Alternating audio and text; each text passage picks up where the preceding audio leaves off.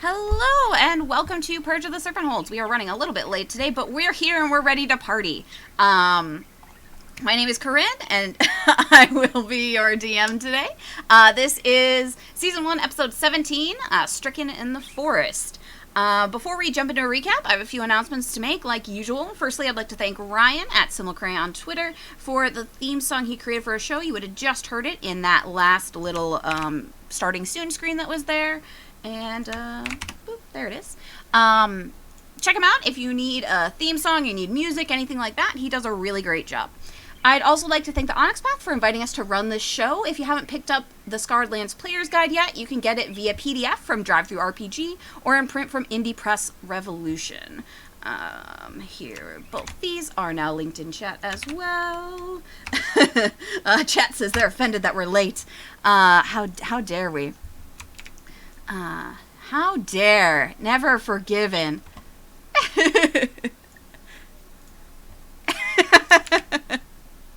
Let me get back to it.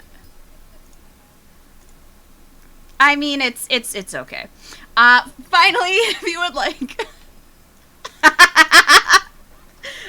bringing it back early. Finally, if you would like to support this nonsense, please check out our Ko-Fi. As always, that link is in the chat. We're unfollowed now. Oh, no. Without further ado, I'd like to pass the floor to my players. Introduce yourselves, tell us a little about your character, and then we can get on with the show. We'll start from the bottom and go with Shawnee.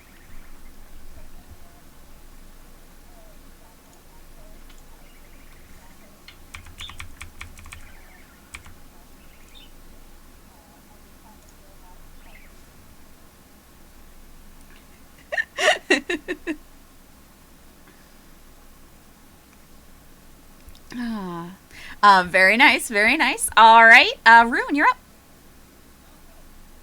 Oh, hold on one second. I don't know if anybody can hear you guys. Let me check here. Let me figure out what's happening here. Why we can't hear you?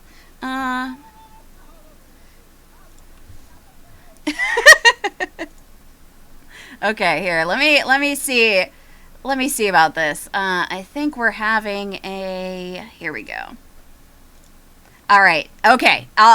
Shawnee, give your introduction one more time. Okay, hello, I am Perfect. Shawnee of Shawcat Cosplay. I play Shaho, who is a lizard master Manticora ranger, and as a cat in real life, I enjoy playing this character. Very good. Thank you for repeating it now that I fixed your audio. Nobody heard you all being adorable earlier, and I'm so sorry, everybody. All right, Rune, you're up. Hello, I'm actually ready this time. My name's Rune. I play Marigold, the Drendali/Elven bard, and I do art things. So, hello. Very nice. All right, next up we have Megan.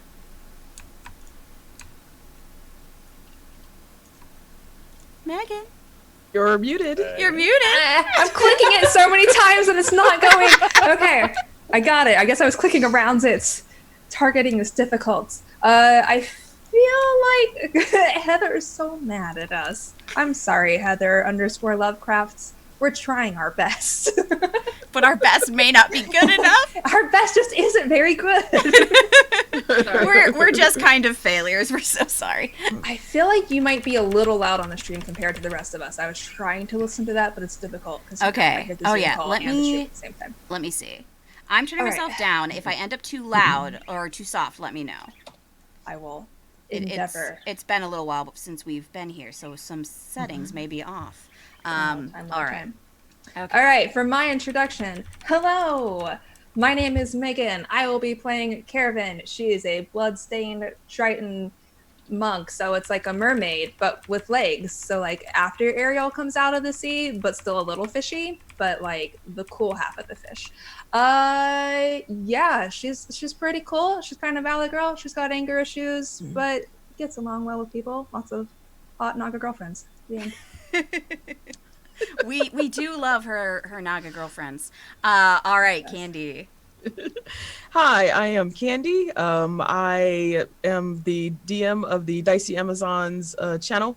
I play Kai Thorncraft, the itty bitty tin can halfling paladin, who has lots of secrets. that have all come to light in the past like several episodes. Fun times. Kai has had a lot going on. It seems like every day is a new thing. No. Don't worry, there's some things happening for other people soon too. All right, next up we have Hiromi. Hey, I'm Hiromi. I'm a they them. I'm playing Zasa, she her. She is an Itzathi wizard and has fun hyperfocus issues at times. Yeah, that's what I'm doing. Oh yes, and if you don't know what an Itzath is, it's a snake person. I'm playing a snake girl. And a wonderful snake girl at that. Oh, you're welcome. All right. Last but not least is back to me. So, what we're gonna do is, do you remember what you did last time we played? It's been a little while. It's been a while. Sorry. It has been a while. Dead bird. That was real cool. Uh-huh. This is Metal Scourge. I gave Yossi a present. You did, and you asked him to think of you. Country. Yeah. So, Was Lucian last episode? yes, He was Lucian scary. was last Yes, episode. yes. Scary, smelly necromancer. So with what the happened bird. with Lucian? My bird. He was all like, do this deal with me. And we were like, we don't want to, but we think you could probably kill us. And he's like, if you come to my woods, I got your back, but you got to do stuff. And we were like, I guess we don't have a choice. That's a very Much. succinct but accurate Yeah. synopsis. Yeah, I mean, I think that's pretty good. And he gave us a ring, He did. Do I have which is one? important. did. Who has the ring, by the way? I think I do. Not me. Not me. I Should think not I be have. me. I think it. Marigold. Yeah, I think Marigold took it. I'm not certain, but I think Marigold took it. Silver ring from Lucian Dane. Yes, that would be me. All right.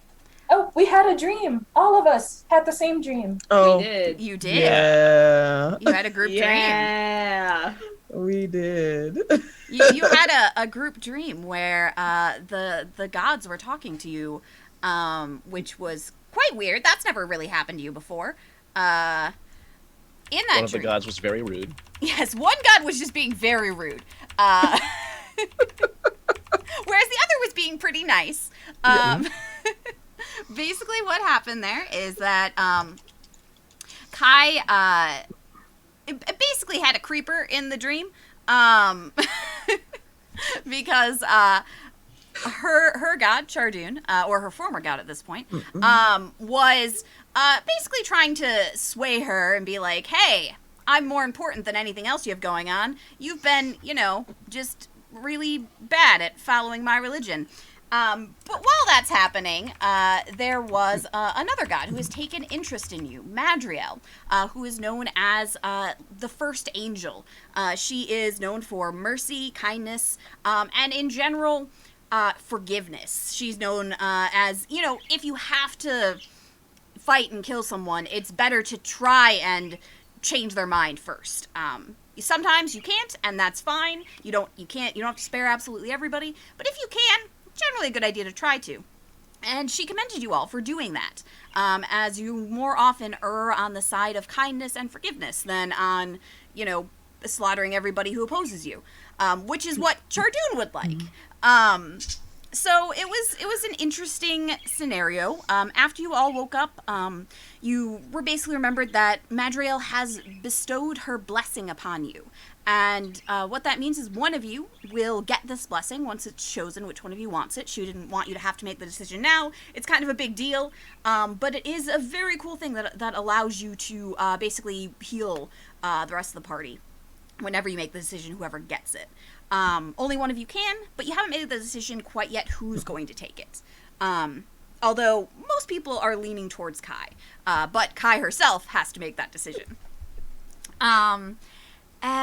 Yes, so Shaho gave Yasi the ink, and Yasi is back hiding up in the inn. And I'm trying to think. Basically, after that dream, a bird arrived for Marigold. Do you want to summarize what was in that letter? Do you remember? If not, I can It's give been you a rundown. It has long been a 2 while. weeks. Just yes, if you don't mind, Corinne. No problem. So I'll actually read that letter for you again. Let me actually pull it up. Oh God, I'm gonna have to sit here and listen to this again. Yep. All this happened in one session? Yeah, It was a lot. busy Yeah. session. It was a busy session. All right, so this is what the letter said. This is basically right where we left off last time after we read this letter. Marigold, I write this missive without the flourishes that I long to pen, for now isn't the time for flowery words. You told me to keep an ear to the ground for talk of Mormo, and I believe I've found something. A client of mine was having a cloak repaired. The cloak was fairly average, but on the clasp and the hems was a symbol I knew I'd seen before. I committed it to memory and searched once they had left. It was a symbol of the Hag Queen, Mormo. If it weren't for your warning, I would have brushed it off. But the client was speaking to a companion, and I worry that this sort of discussion was exactly the information you were looking for. I didn't catch it all, of course. I had to focus on my work or risk getting caught eavesdropping. But they said something like the following. Our mother hides in the hills. We must go. There is talk of her essence going missing, of mercenaries taking her away to some undisclosed location. If we go, we must be prepared for confrontation. M, just the letter M, has assured us we will have backup. I've heard, a blank space, will meet us outside the Stricken forest. I didn't include the name because I didn't quite hear it well, but it started with an R, something like Risa or Reese, something like that. I hope this helps, but please be careful. I hope to see you again. If you die in some forest, that won't ever happen. Worried and missing you, January. And that was the letter you received from the quite haggard-looking bird. Why you hiding, Rune? It's convenient, all right. Fan of the letter. Nah, no fan jokes. Oh, didn't we also end up getting the corset and taking it back to Yes. You did. So yeah. actually that is what kind of led to the dream that you had, at least in part. You were able to find the father of the woman who originally owned the corset. She ran a kind of like a seamstress shop, an alteration shop for people who wanted beautiful things that didn't fit into those beautiful things. Things like corsets and elegant gowns and basically any sort of even armors that aren't made for the shapes of the different people. So she was a very talented seamstress, a very talented alterations, and she had left the trading post to go to the forest. Let me just grab here.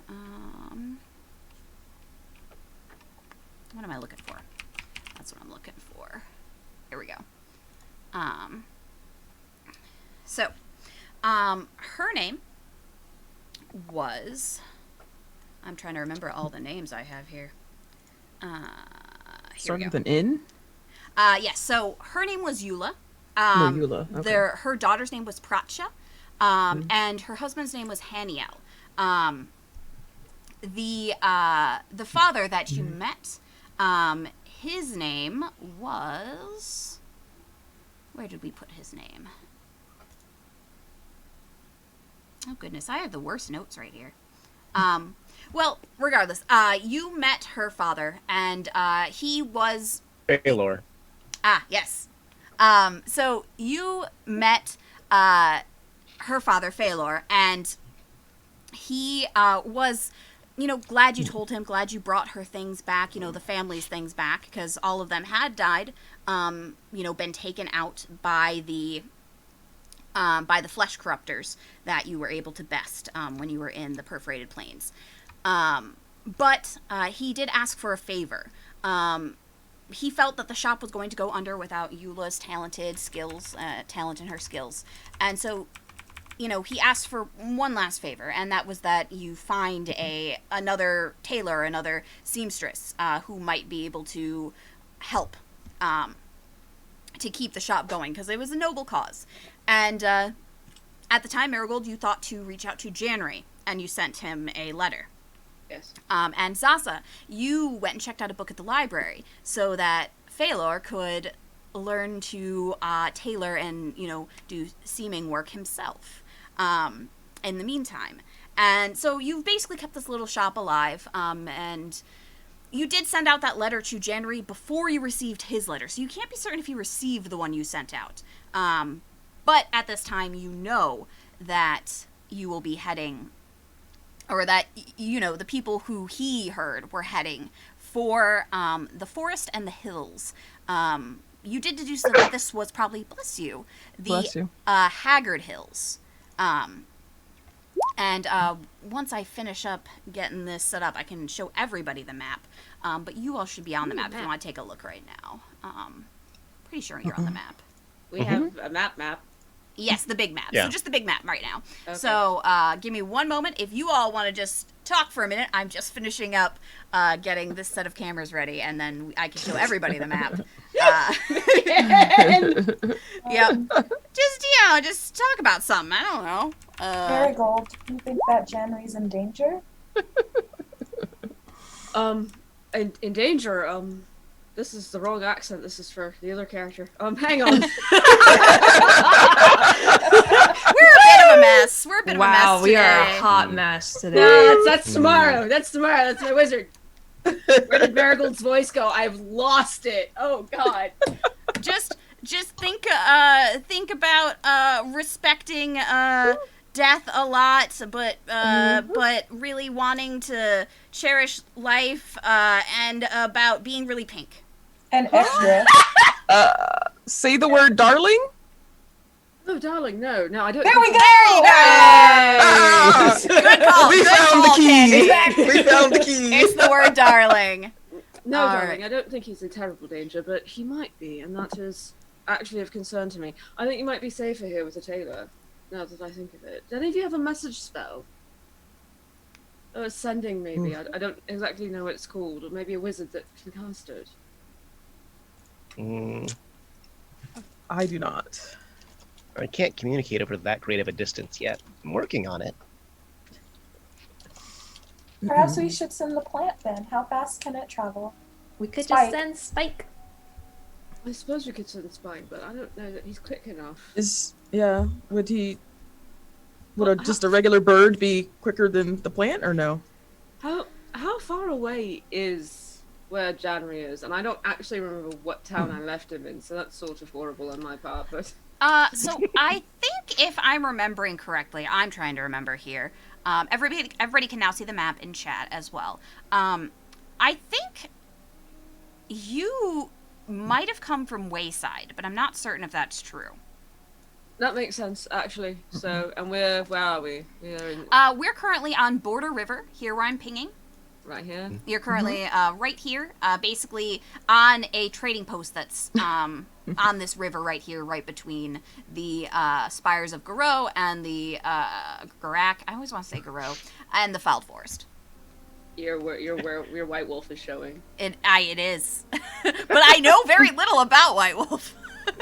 So how far is it from here to Wayside then? So if we're looking at this, I'd say it's quite a few days' journey. If you're going straight across, if it's a bird, I would say it's maybe a 2-day trip for a bird that's taking rests. They fly pretty far. They don't have to worry about things on the land, but it is quite a ways away right now. If it were Spike, you all don't know how fast Spike goes. And it's not really something that's been tested. You don't know how fast Spike is. Or do we know if Spike needs to rest? Do plants need rest? You're not really sure. You haven't learned too much about Spike.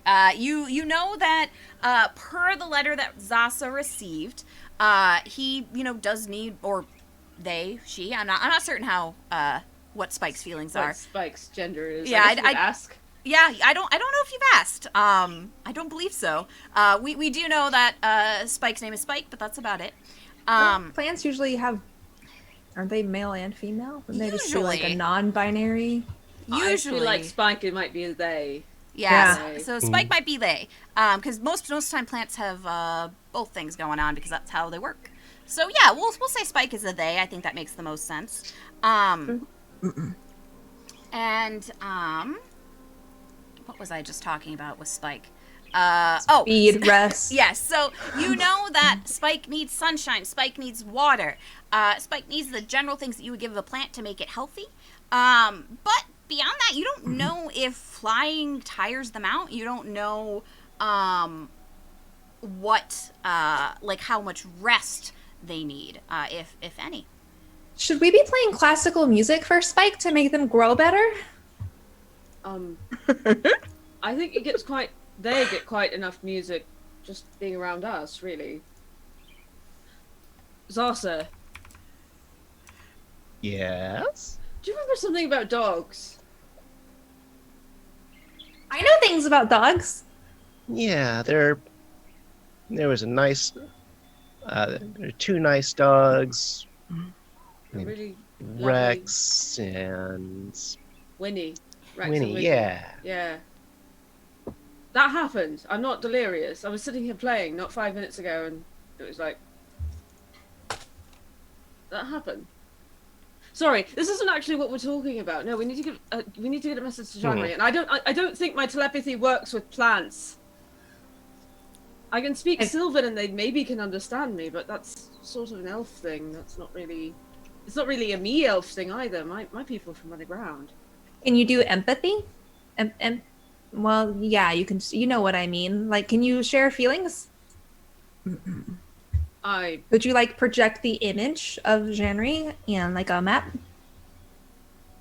I don't really know that I can speak to plants that way. I could try. I mean, they really have a mind to. I mean, I can speak with Meneluen because he's, sort of A zebra? a zebra. Yes, a zebra. I just feel like Spike is very intelligent, and maybe you should at least give them a Okay. chance. All right. Let's just give them a chance. I will pick up Spike and attempt to telepathically communicate with a flying potted plant. Okay. All right, what are you saying to Spike? Okay, there's this person I need you to find and deliver a message for me. He's very important to me, and he might be in danger, and I need you to go quickly. How quickly can you go? So, as you start to telepathically communicate with Spike, it doesn't really seem like the way that you usually communicate with plants. It seems like Spike understands more. They understand more. They are whatever you would usually feel from a plant, that's still there, that same sense that you get. But there is something a little bit more sense of self. It seems that whatever was done to make Spike into a messenger plant also did grant some sort of sense of existence of self. And so Spike is, in a way, an awakened plant. Not so much like you think Groot, Cena's awakened tree is, but definitely still there, and maybe it's something that can be fostered over time to have Spike grow into even more sentience. So as you ask this question, they shake their little aloe leaves a little bit. It at first seems kind of like a I don't know, like a thinking kind of motion.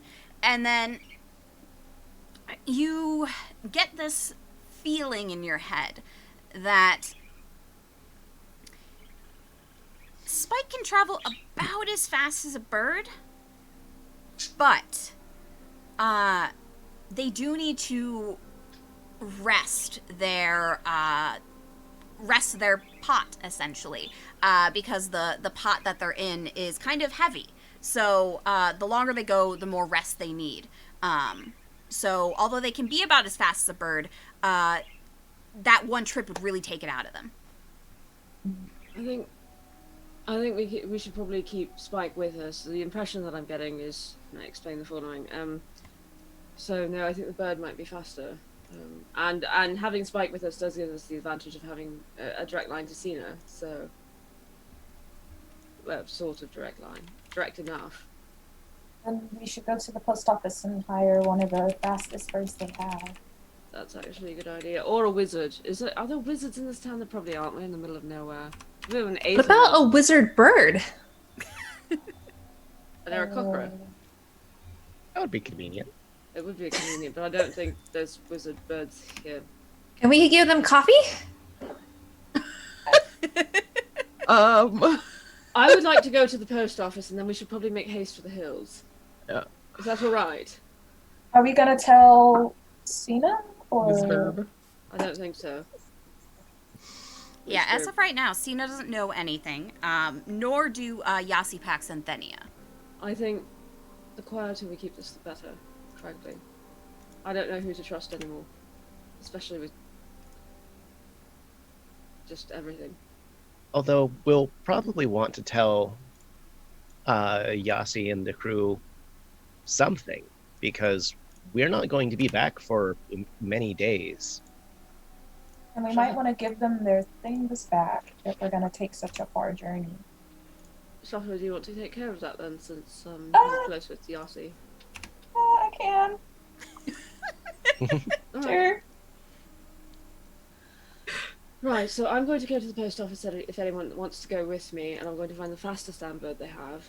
Shaho, I think you should go talk to Yasi, and the rest of you, I guess, whatever you need to do to get ready. Does that seem fair to everyone? Sounds Yeah, sounds good. Are you alright, Shaho? I'm fine. I'm so okay. Okay, just, you seem a little bit fluffier than normal. good. It's the weather. It makes me all poofy sometimes. Oh, I was just going to ask you if you were doing something new with your hair. I liked it. That's all.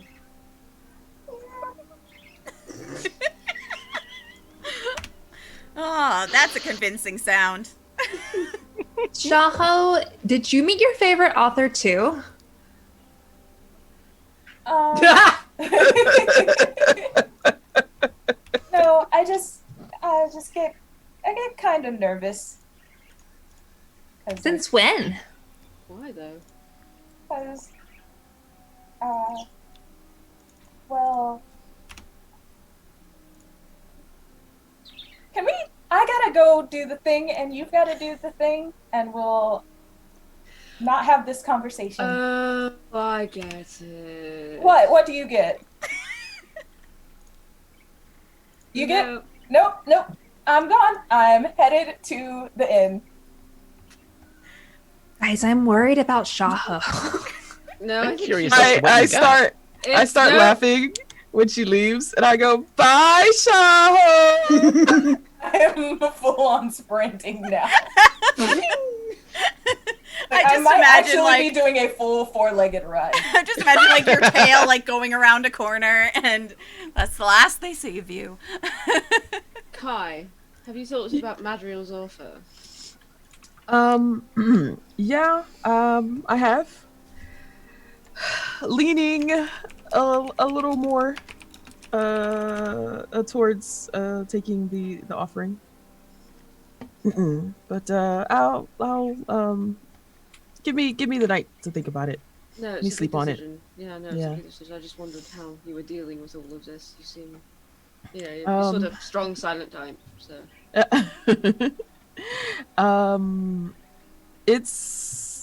It's definitely going to be interesting for a little while. I think so.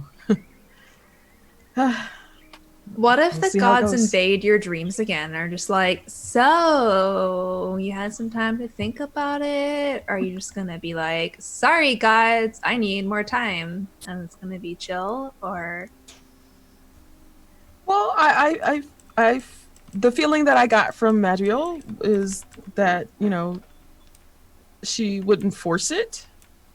So I feel like she'd be chill. I feel like she'd want me to be 100%, on board with this, with taking this offering. So I think so.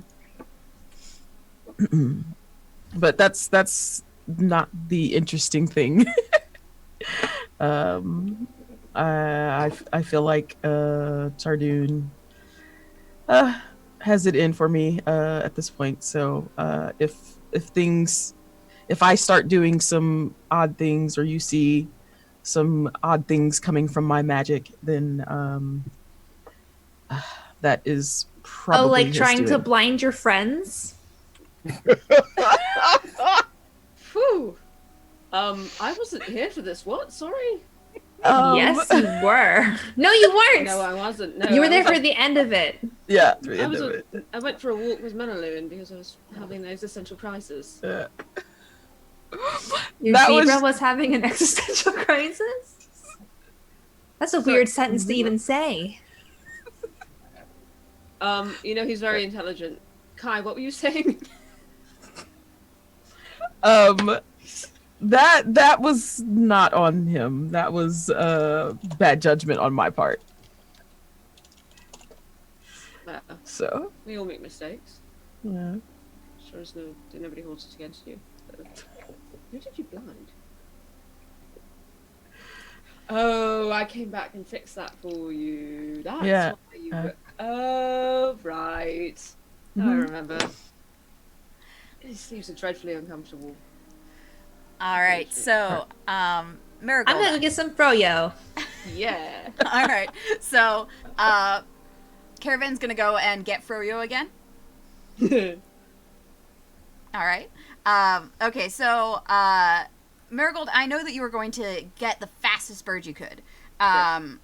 So we'll do that first. So you know where the little post office is that's in this trading post. I don't know if you've all. Yeah, you were there because you had to get a bird to send to January just recently. As you get closer to the post office, you see that it's actually pretty busy this time. It looks like a lot of people are sending messages out. A lot of messages are coming in. The post worker is a little bit harried. They don't notice you at first when you walk up. Am I the next in line then? Or am I cutting? Right now, you are kind of off to the side. There is a line. Do you go to the line or do you beeline? No, I'll get in line. I'm not a savage. All right. The line moves forward slowly. You hear the postal worker, basically picking birds based on how quickly the people need their messages sent. Birthday cards and presents are usually slower birds unless the person's in a big rush. More pertinent letters, things to do with medical things or things to do with health or safety are kind of prioritize getting faster birds. People can, of course, upgrade their bird, but if someone specifies what it's for, the post worker seems to pick the correct thing for them, unless, they choose otherwise. And eventually, you are the next in line. There's one more person ahead of you, but they're arguing a bit with the postal worker. Mm-hmm. And you hear, "Well, I don't think I should have to pay for that." And the post worker responds with, "Sir, if you're going to need the faster service than I'm recommending, you will have to pay extra." "Well, what about the last person? They didn't have to pay extra." "That was a matter of national security, sir. This post office is subsidized by the local government." "Well, I just think this is ridiculous. I shouldn't have to pay extra." Marigold's just kind of watching this conversation with some confusion. Who's the person kicking up a fuss? It's a man who is pretty tall. He is human. He doesn't look to be part of any sort of guard or like he's anywhere with like the governing group that would be in this trading outpost. This trading outpost has, kind of a loose governance. But he looks like he might just be a well-off trader, somebody who came here to sell their wares or came here looking for trading deals. But he just kind of seems like a bit of a dick. Okay, if that's my sense on this. I don't really mean to be a bother, actually, but if you're not going to pay what's required, do you mind if I go ahead of you? I do have something quite urgent. Well, it can't be more urgent than what I need.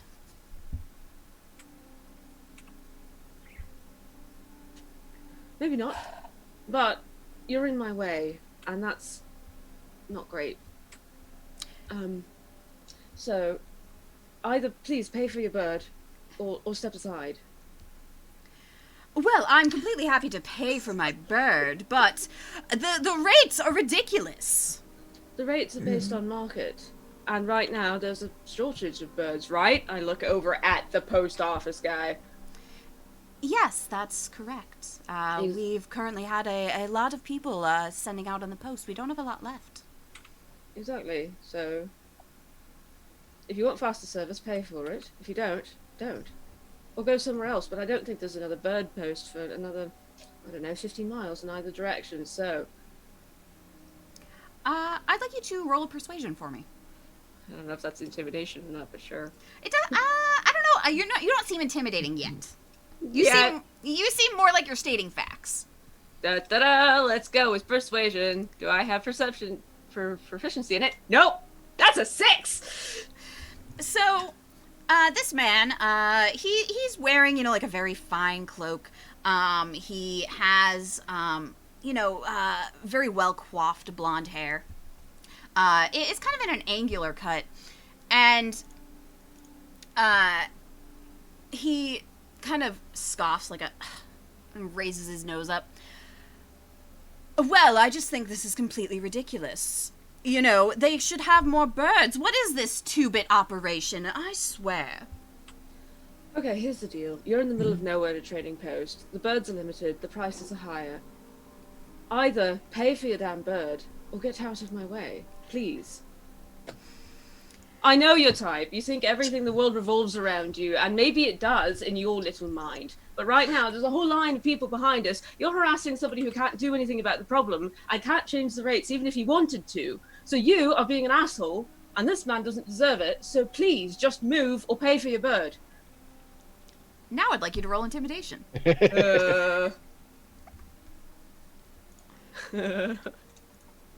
It's not my night, y'all. It's alright. So, this man is shorter than you. He's fairly tall, but you are very tall.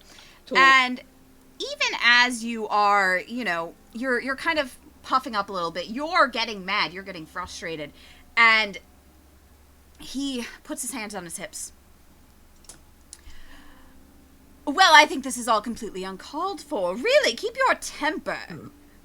Is this the kind of patronage you really want? And, he turns to the postal worker who just, has their head in their hands. I just, you know what? Yes, I don't want your patronage. I would like you to leave. If you can respect this place of business and you can respect the other patrons, you can come back. But for now, it is your turn, sir. Please step up. Thank you. I just sort of gently shoulder past this fellow. The fellow is in a huff.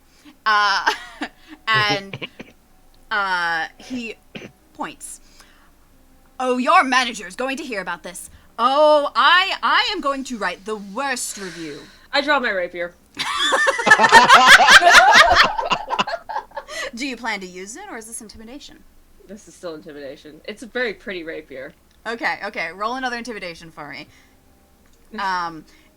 If you... I think with the rapier, considering he's not armed, you do get advantage here. Wow! Do you say anything in particular as you draw your rapier, or do you let it speak for itself? Leave. Just leave. You're making an ass of yourself. Well, I never... I didn't ask for your opinion. I said leave. Stop talking and take the door. He composes himself, raises his head high, and stomps out. Can I cut the back of his trousers off? His back is turned, so you can. Delightful.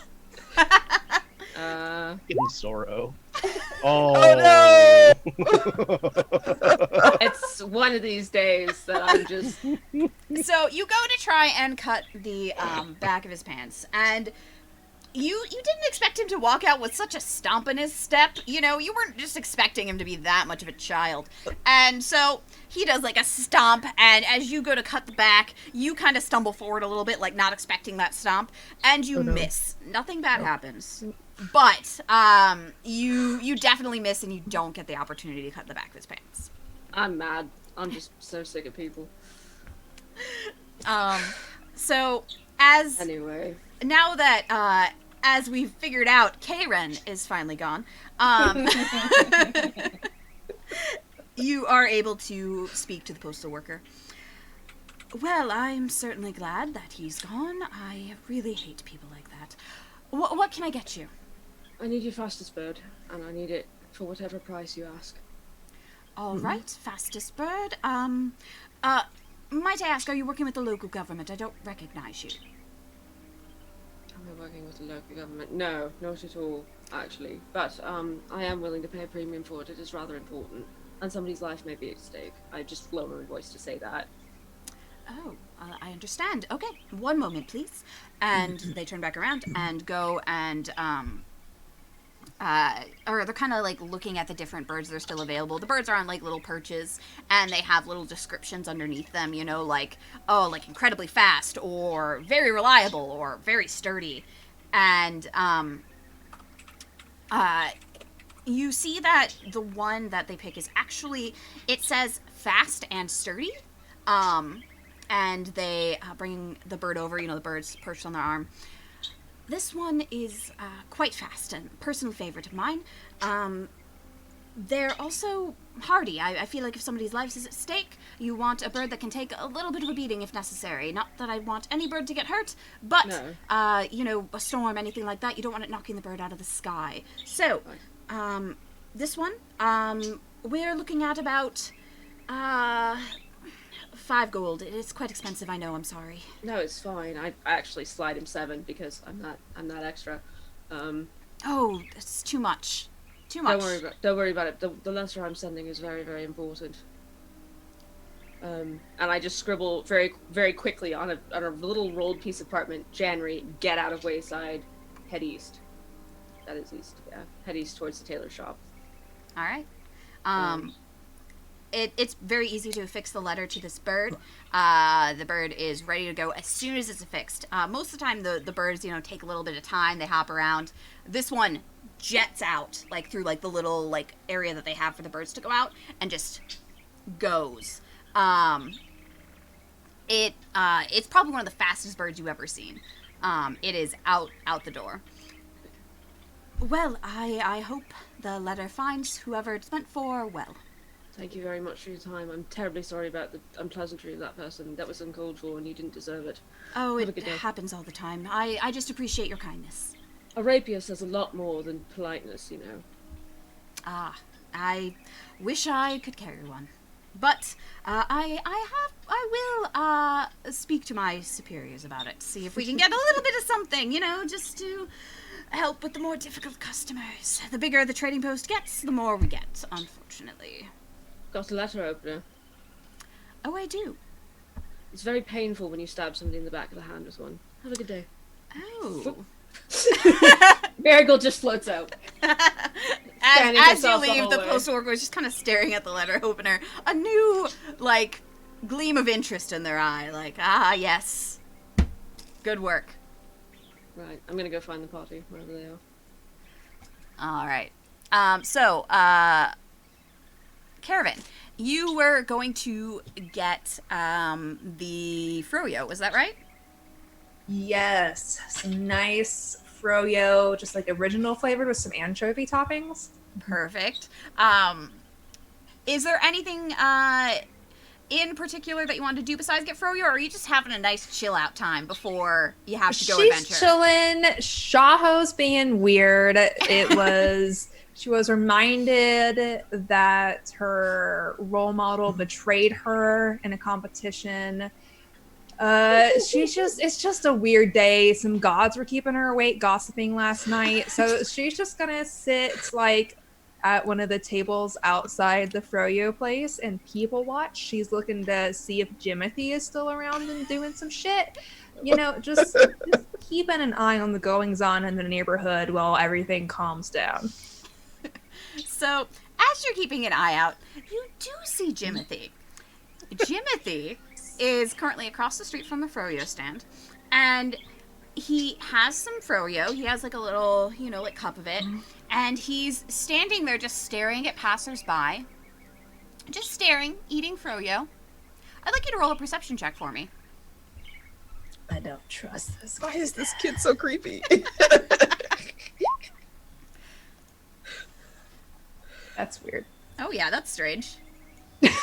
Well, I hit the button. Fuck. Maybe try one more time? Let me try it from within the sheet. Maybe Kevin my sees macro into the has- ethereal. Yeah. Caravan sees everything and nothing. Perception. There we go. There we go. Okay, so you don't see much. Timothy just seems to be standing there. But then suddenly someone falls in front of him. Just falls. And he walks over. He's like, "Oh, hi. Are you okay? Let me help you up." Child. This kid is like a Furby personified, and I hate him. Roll another perception check for me. Straight up. She's like actively watching and suspicious of this guy, looking for details now. Could I get advantage on this? Yeah, I'd say that's fair. You have a bad feeling about Jimothy, so you're looking real close. Oh, I got some bad vibes coming from this kid. Oh, well. Yo. All right. As Jimothy helps this elven woman up, you see his hand slip into her bag and pull something out.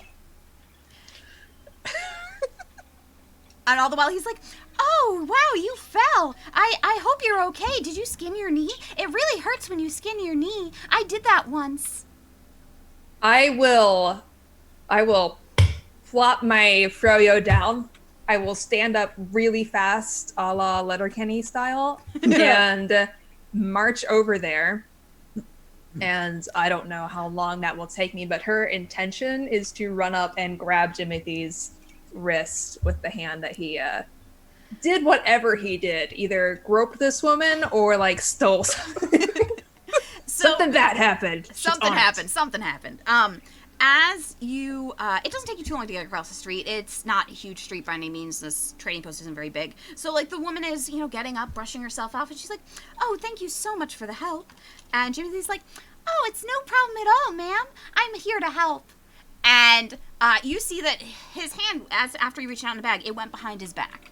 So, as you storm up, he looks over at you, and he's like, "Oh, hi, I remember you. You bought me ice cream after your friend scared me." She is still going. She is wordlessly going to come up and try to grab his wrist and present whatever is in it to the woman. Roll me a dexterity check, please. Just want to see Go, gadget monk. Yes. Yeah. Okay. So, you reach out, fast and very agile, and you're able to snatch his wrist. And he goes, "Hey, what's that for?" And he tugs a little bit, but he's also 7, so it doesn't do much. You're able to pull his hand out from behind his back, and in his hand you see a beautiful, tiara that it seems like it was probably in this woman's bag. Yeah, I will just casually squat down beside him and put my other arm over his shoulders. Like, "Oh, Jimothy, it's so great to see you, Jimothy. Oh my gosh, look, old lady, look what this kid did as a fun trick. Look, you want to give that back, don't you, Jimothy?" "Oh, I don't know where this came from. It must have just fallen out of her bag." "Oh no, it came from inside her bag. I saw you grab it."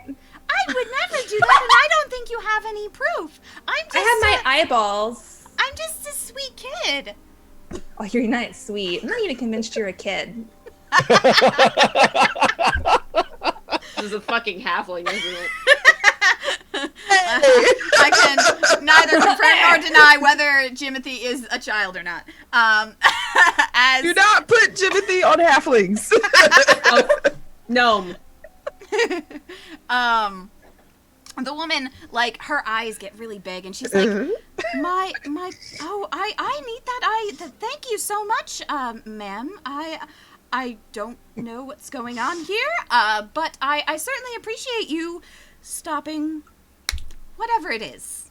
Okay, my name is Caravan, and I just want you to do one thing for me, and that is to remember to never trust children. That's certainly strange advice, but all right. They're just very sticky, and sometimes it means they grab things because they have sticky fingers, and I don't know how they're always sticky, but they are. And she will make sure to get the tiara out of his hands to give it back to her, and then she's just going to pick the kid up and scoot him away from her, out of arm's reach. Well, thank you again. I will certainly keep in mind that children are sticky. I'm going to go. I have places to be, and this is a very weird scenario for me.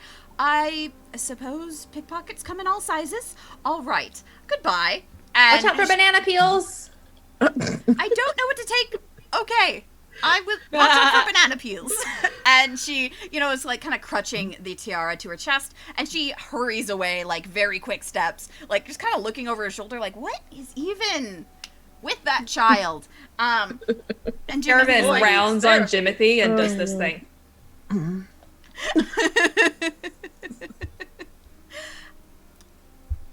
So, I really think that you're being really rude. This really wasn't any of your business.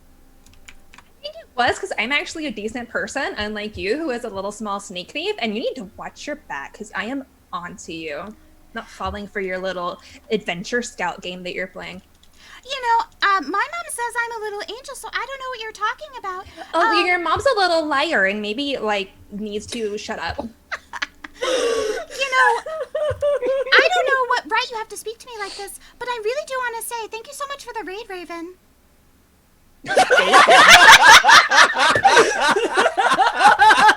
Oh, did a thing happen? A thing happened. I don't think that means anything, and you're trying to confuse me. And you know what? It's working. So you just stay over here and keep your hands to yourself, and you can get money just by being cute. I do it all the time. Why don't you try it?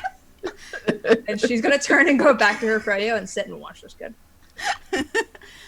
And Jimothy stamps his foot, puts his hands on his hips, and he's like, well, fine. I didn't want to talk to you anyway. I don't want to talk to you either. Well, I'm gonna go talk to my mom. Good, because that's the only friend you have, because you're being mean. And he runs off, like, froyo in one hand, wiping away tears in the other hand. But then, as soon as he rounds the corner, you hear the crying stop. Oh, I know what this kid's about. Did you check your pockets? No. I would like you to just roll a D100 for me.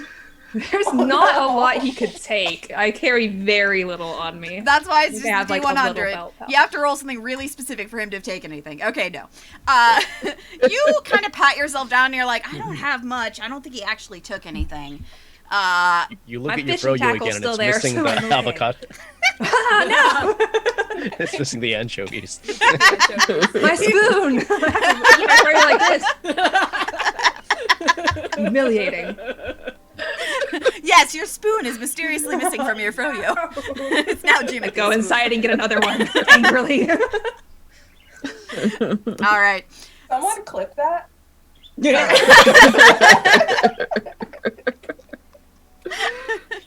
All right. So, Shawnee, Shaho is going to meet with Yasi. Is that right? Yep. All right. Give me one moment here. I have special music for this. Oh, Shaho going on a date. We don't have time for dates. Oh, darling, We there's will always make time for dates. There's always time. We'll find you time. There's always time for dates. Okay, let me just get this music. It's going to take us several days to get there. Being delayed by an hour is not going to be that bad.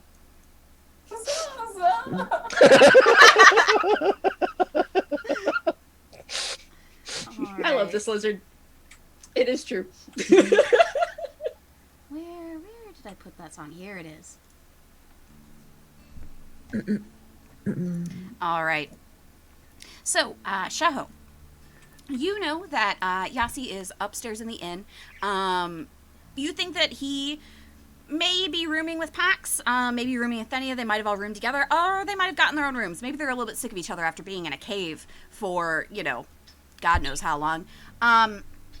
But they are all supposed to be hiding up in the inn. Do you do anything in particular before you go find them, or do you just head on up there? I'm making sure I have each of their items. I'm gonna pick up that so that I can return them to them. Yeah, no problem. You were able to get Pax's hat, Yassi's inking kit, his needle kit, and Thenia's pauldron. You have like a big bag that they're all in, so you're not just like carrying these items around awkwardly, because it would be a little bit awkward to carry around when you only have two hands.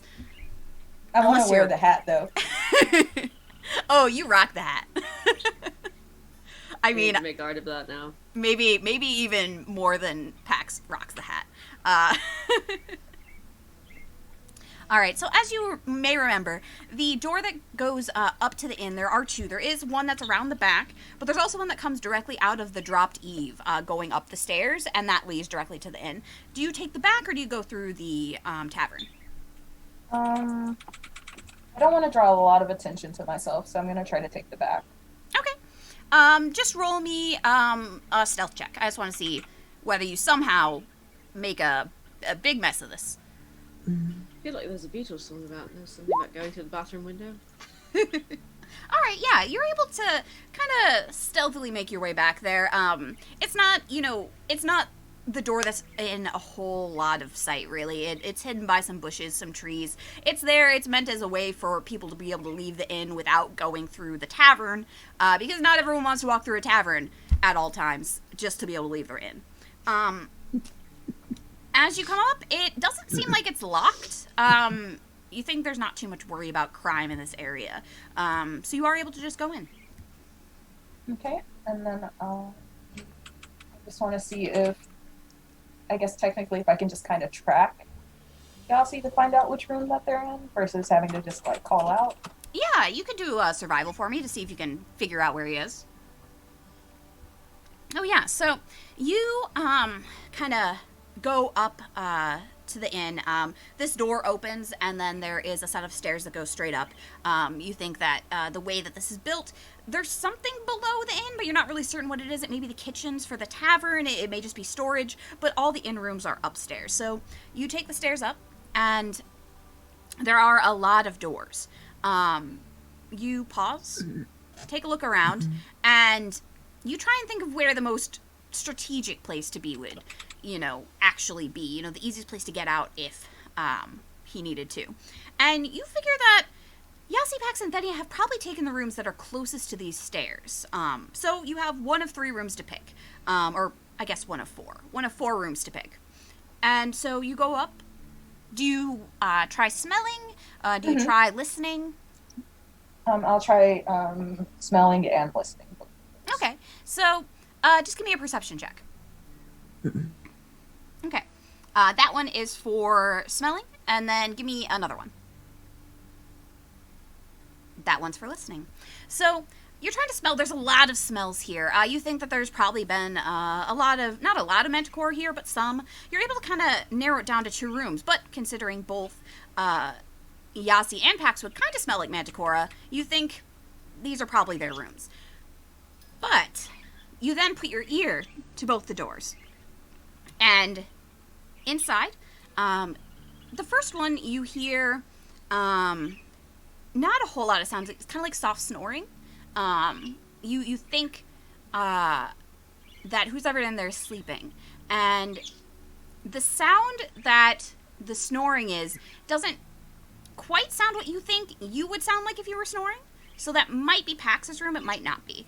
But then at the other door, you hear the scratch of a charcoal against paper. kind of, it doesn't sound like writing though. It sounds like it might be drawing. Okay, so I'll just like tap lightly and be like, "It's Shaho." And you See if hear someone comes through. you hear a thud, and like a, oh darn it, oh okay, now I get it. Oh shit, okay. And you hear like some like fumbling around, like trying to like put stuff away, and then after a couple of minutes, there's like a loud like tripping sound and like a, oh okay, and the door cracks open, and there is Yasi, like kind of like just sticking his face through the crack. He doesn't have his glamour up right now, but considering you announced yourself, it was probably okay. He's like, oh, Shaho, hey, come in. We can't really stand out in the hallway. Yeah, come in. Yeah, okay. And I'll like try to scooch in. And then he, closes the door. Well, first he does a quick like look out to make sure nobody's watching. Closes, and he's like, it's great to see you.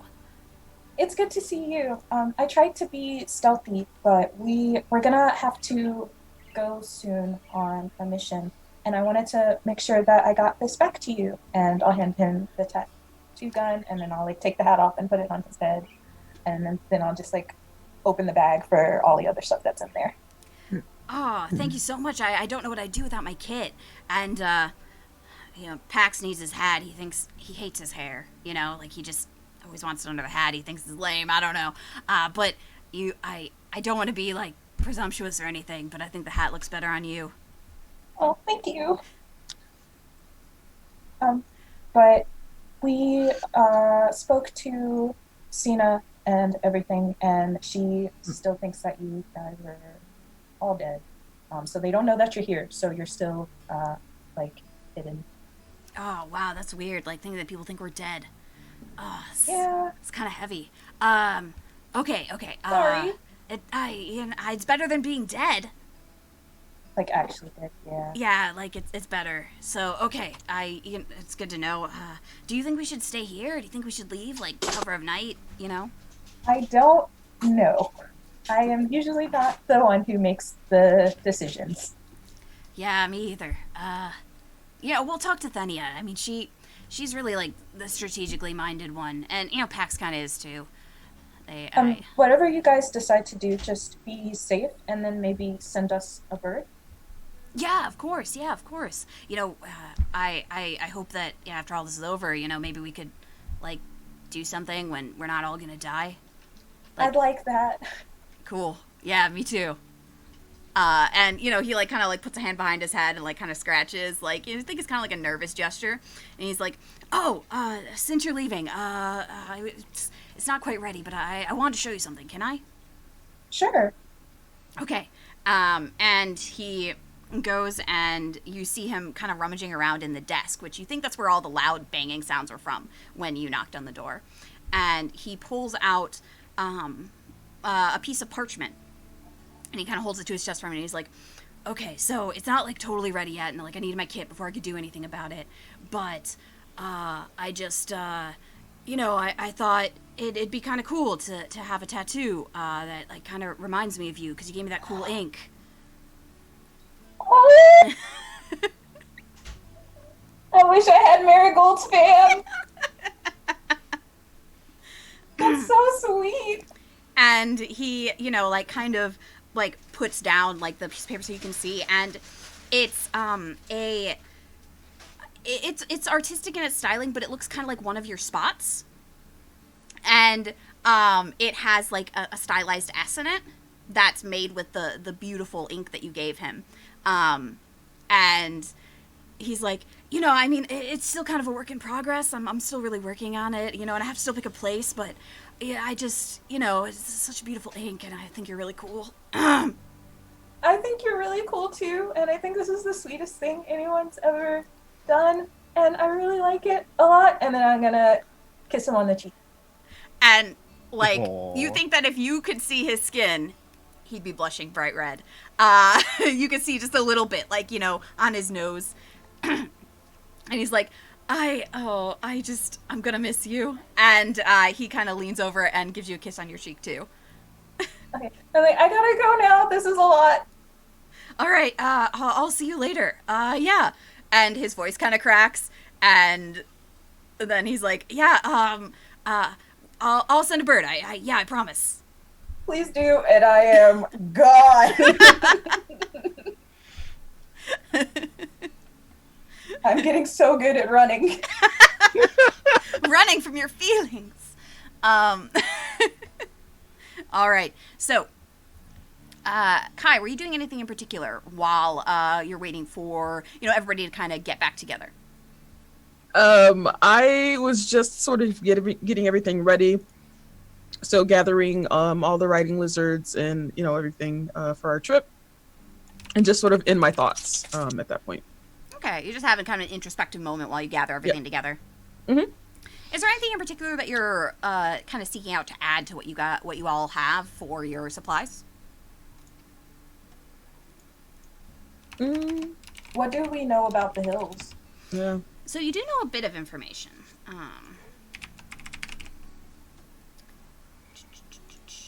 Gotta find my notes for the Haggard Hills. All right. So the Haggard Hills are largely inhospitable. They're still suffering from the terrible damage Vangel wrought upon them during the Divine War. Some wildlife has returned to the sun-baked dry mounds comprising these hills, and some settlers and hunters do live here in the better, more welcoming areas. However, much of the region is a wasteland, only home to carrion birds, goblins, and other beasts and monsters. So it's pretty inhospitable. It is very hot. It's not quite a desert because it's not sandy, but the ground's pretty much parched. You also know that there is a settlement of Manticora here, who are considered, friendly, unlike the Manticora raiders that attacked Thenia, Yasi, and Pax's party.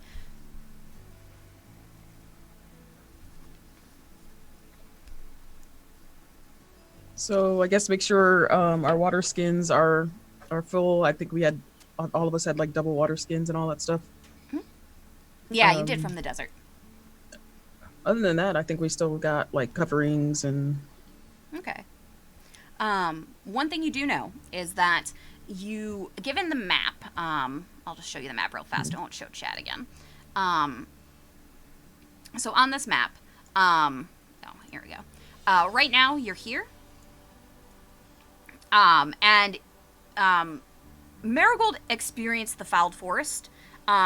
It's very hard to get through and know where you're going. So going around it is probably the best way. If you try and go through it, you might not ever get out.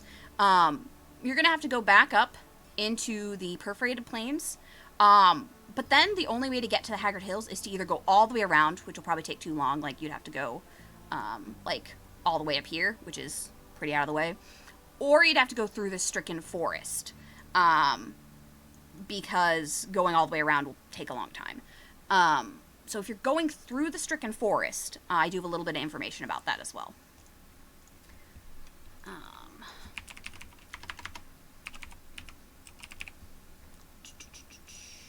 Okay, so the Stricken forest. The Stricken forest is one of the worst regions in the area.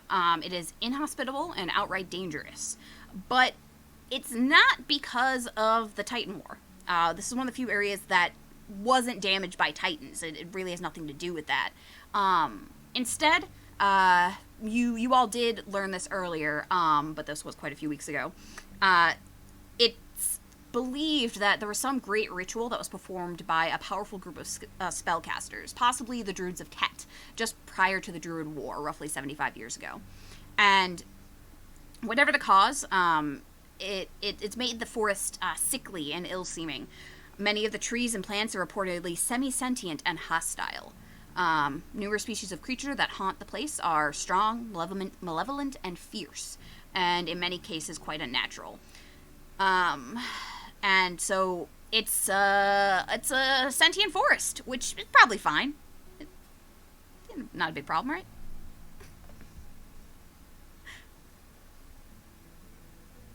Alrighty then. What's the worst that could happen? It's probably fine. I don't know how you want to prepare for that, but a sentient forest. Hmm. No clue. Going in blind. All right. So, yeah, you don't. Honestly, you really can't think of too much to prepare for that.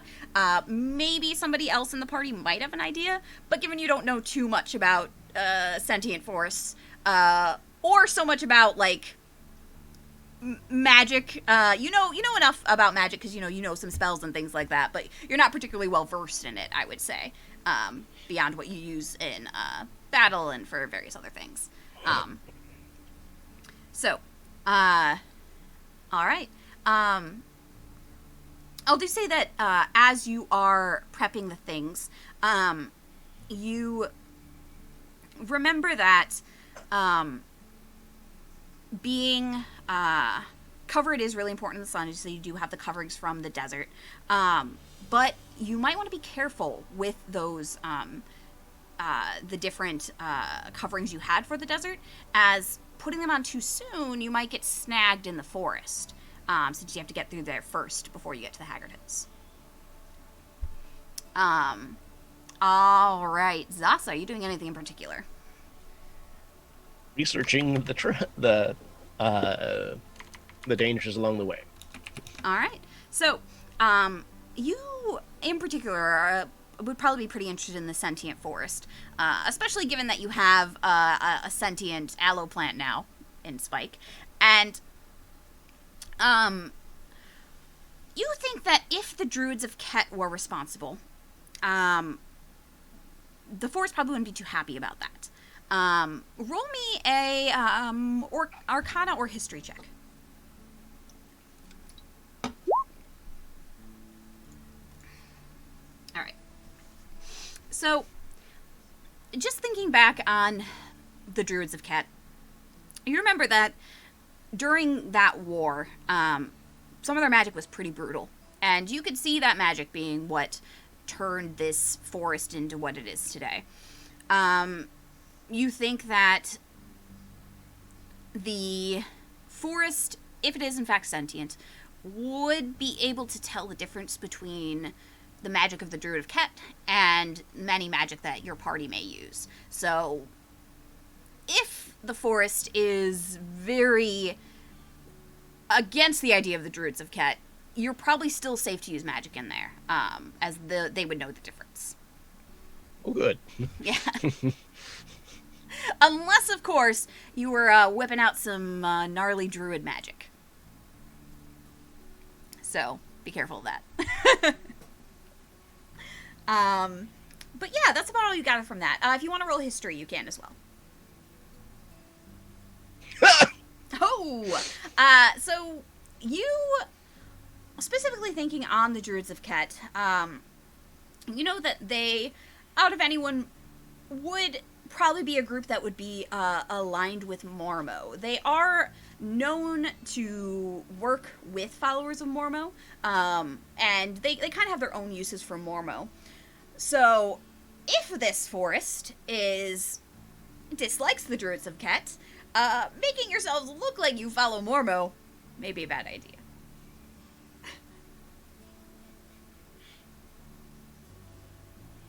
Unless you want to get eaten by sentient plants. Then, you do you. Alright. So, I think that's it. I think the party probably comes back together at this point. You all kind of come back from your various adventures. What do you do? Marigold looks distinctly annoyed, which is kind of a foreign expression on his face. But he kind of slumps into a chair. I guess we're back at the tavern? Yeah, you'd probably be in the tavern. Yeah. It's a good place to meet up. Yeah, so he finds himself a corner seat, slumps into it, orders a drink, and just stares at the table. Erican's gonna order a drink at the bar before she goes and joins Rune at the table. I'm gonna be We'll sit here. down. There. You seem vexed, Marigold. I can't stand my accent, apparently. It's just one of those days where I don't know where the hell I'm from, or what the hell I'm speaking. And I really can't stand entitled people. The post office was just an absolute nightmare, and some half-baked nobleman was in there making a fuss about the prices of birds. Oh. Wanted express delivery, wouldn't pay for it.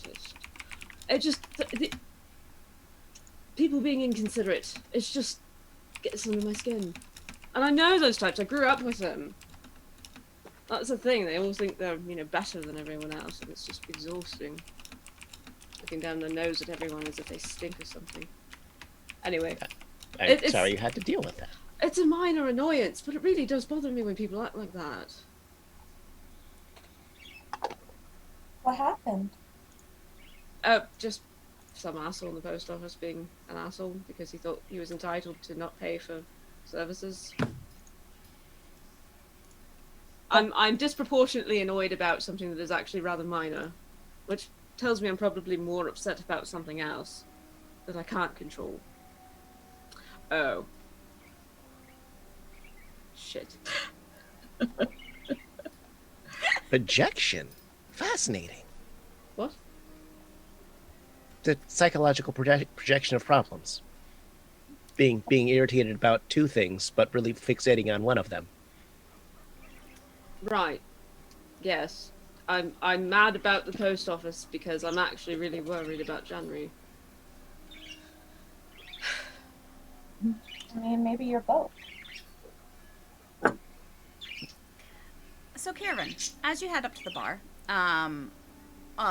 there are two bartenders. Do you go to one in particular? One looks like an orcish woman. The other is just a pretty tall human woman. They're both pretty buff. I think she would go to whichever one is free, unless there's a line, in which case she would go to whichever one has the shorter line. Currently, the orcish woman is just cleaning a glass. She'll go harass her. Oh, hi there. What can I get you? I need a drink. I had to fight a kid today, and it was stressful. Oh, yeah, I know how that is. Little kids, they're the worst. What kind of drink you need? I don't know. Do you have one of those cocktails that's like 8 different types of alcohol mixed together and it just knocks you on your ass, but it tastes like water? Oh, yeah, for sure. We call that the Toe Island Special. Give me one of them island specials. Oh, yeah, for sure. Hold on a second. Oh, I just got to go grab some of that extra liquor from the back.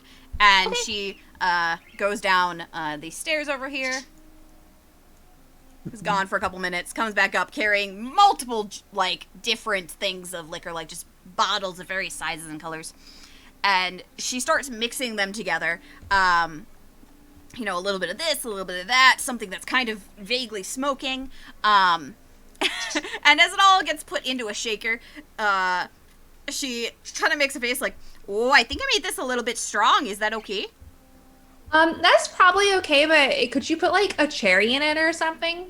Oh, yeah, no problem. And she drops a cherry in and then shakes it vigorously. And she pours it into a glass. And it's kind of a clear blue, despite the fact that everything that was put in it was none of those colors. There is a little bit of red, though, because of the cherry. Beautiful. How much for this? Oh, that's just gonna be, 3 silver. Okay, how about, not to sound rich or anything, but I totally am. Can I just give you a gold and not even worry about the change? Oh, yeah, I'll consider it a tip. It's the best part of my day is getting a good tip. Well, here's a tip from me to you. You do good work. Thank you. And she will take the drink and go join her friends. Oh, and be careful with that one. It'll knock you on your ass.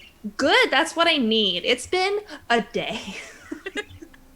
Oh, if you need another one, just come over to me. The other bartender, she doesn't know how to make these. Okay, what's your name? Oh, my name is Fran. Okay, Fran. So Kevin comes over with like a massive fucking drink, right? Like, Yeah, it's like a big, like, it's a long, narrow glass, that's just like a long cylinder, and it's blue, kind of like a clearish blue with like a cherry in it, and like where the cherry is floating, there's like just a little bit of red, like kind of coming off the cherry. that's intriguing. What is that, Kevin? Hopefully delicious. Guys, we need to do something about Jimothy. What? We need to What? do something about Jimothy. He is a menace, and he is going to burn this town down. The little boy that I scared the shit out of the other day. Yeah, you didn't scare the shit out of him. He's a fucking liar and an actor, and he can cry on commands like some kind of a devil child. Kevin. Like a devil child, or is he actually? I don't a know devil? enough about devils to be able to tell, but I would not be surprised. That's a very good answer. Because it I- means we need to do research. Feel like we have other problems right now. Just He tripped and robbed an old lady. She was a lady who was old. And she seemed sweet. Seems very rude of him. Yeah. Yeah. And he was like, I'm gonna tell my mommy. And I was like, good, fucking do it. Do it. Try me. So maybe I get to fight his mom. I hope I do. I mean, I don't think Jimothy's mom's the problem. I mean,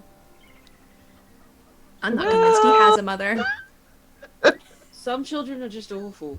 I thought he does have a mother. He burned down her shed. Like, we Wait, have or to she really should. True. Yeah. fight yeah, bad she for should. her. Yeah. Was she in it? Maybe. I would not be surprised. This kid does not have a job and does not contribute to society.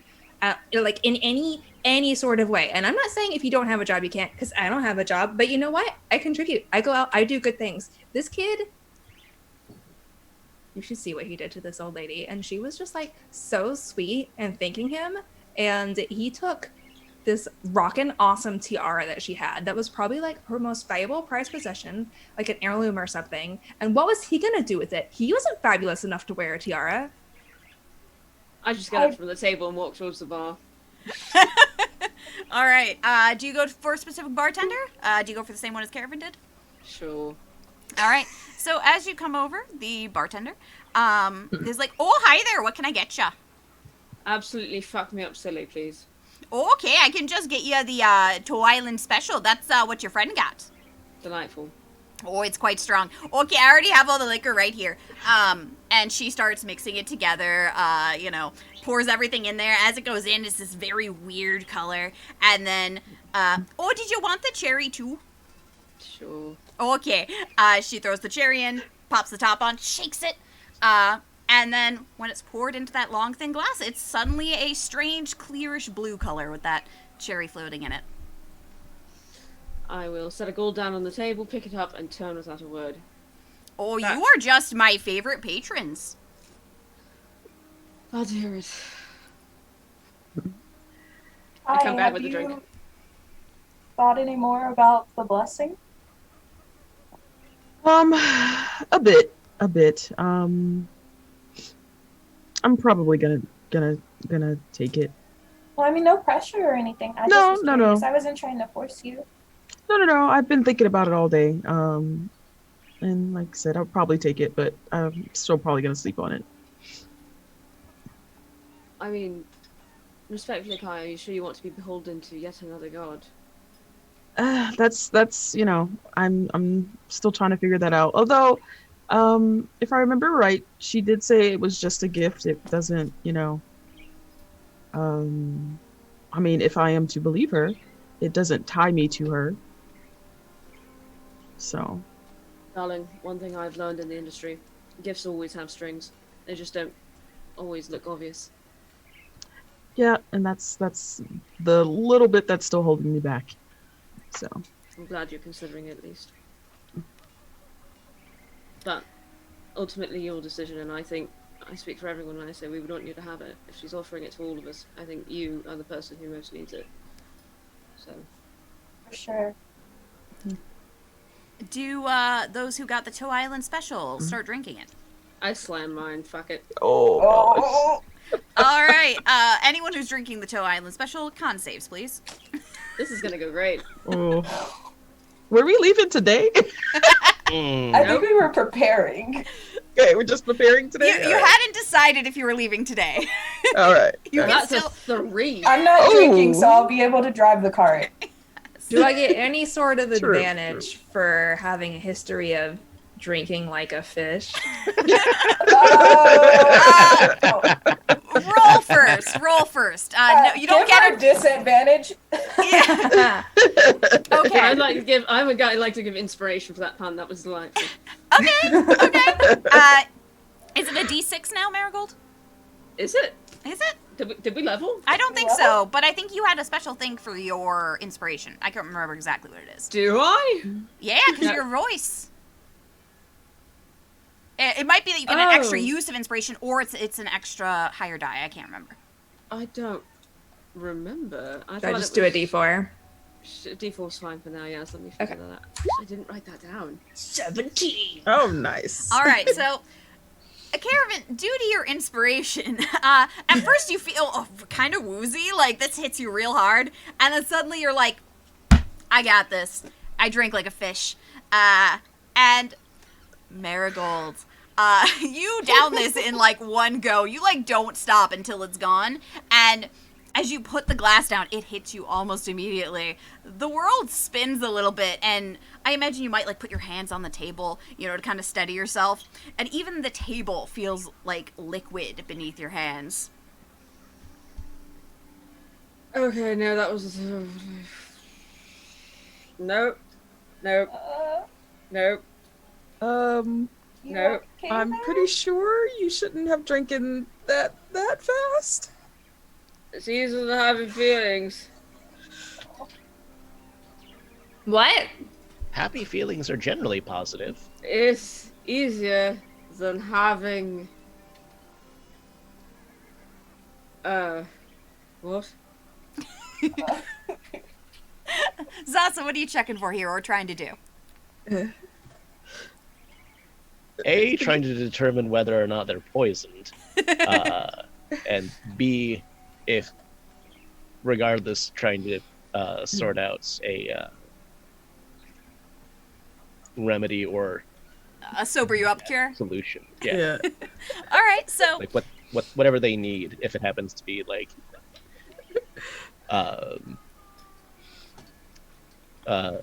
croc aid or saltines. Little hair of the dog. This is how you know a wizard cares about you.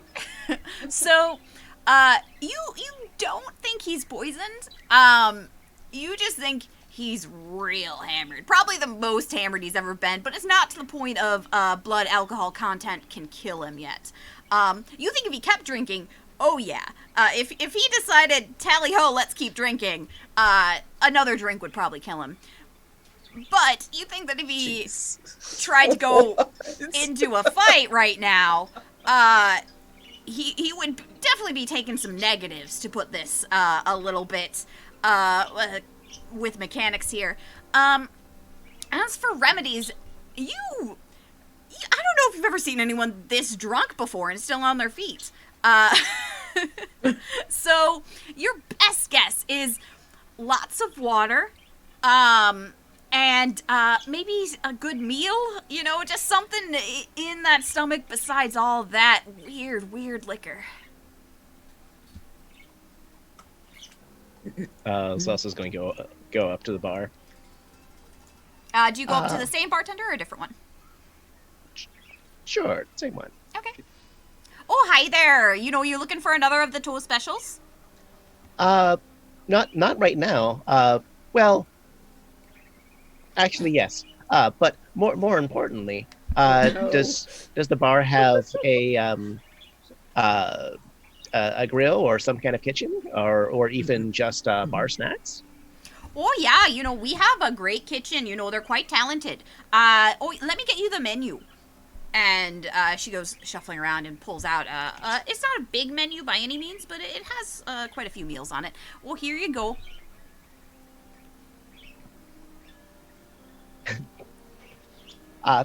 Thank you. Zos is gonna go through the menu and pick out whatever she thinks Marigold, Caravan, actually, really whatever the whole party would probably like, based on her knowledge. Okay. Are you, Calamari. are you picking multiple meals or one meal or like one type of meal that everyone get the same thing, or like individualized ones? Multiple, as much food as You said calamari, not is calamari. remotely necessary, and if it's more food than is necessary, she's still gonna order it. All right. So taking a look at the list, you basically order one of everything. There's not like a huge selection, but all like the meals that are available. Like, oh, there's some roast lamb. There's a hearty soup. There is a fish dish. There's basically just like a pretty like standard kind of like bar and grill kind of meal list. And then there's some appetizers. Do you want to also get appetizers? Any apps? Yeah. Okay, so for the appetizers, there is a delicious bread and cheese platter. There is also a some sort of strange breaded something or other. You don't know exactly what it is, but it looks good. And then there are some just like some tortilla chips that have various toppings. Do you get all the appetizers or just one of them?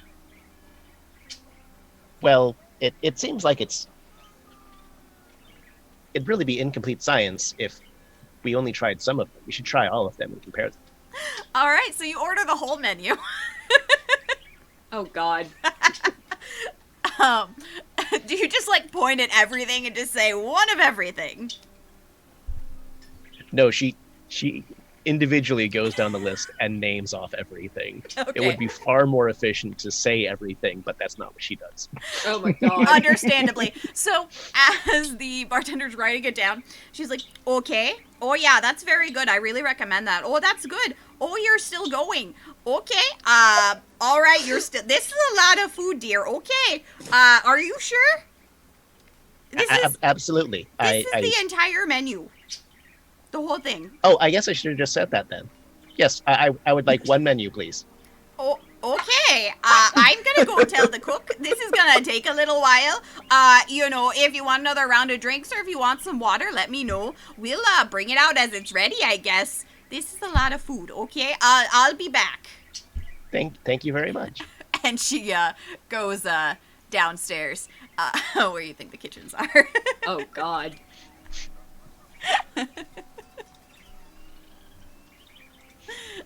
Well, I would say that you're able to spend the rest of the like kind of the evening here. It's been a pretty full day for you all, and you get plenty of food, you get plenty of rest, and Marigold, although you're still feeling a little bit tipsy by the time you've finished eating, you're no longer absolutely hammered.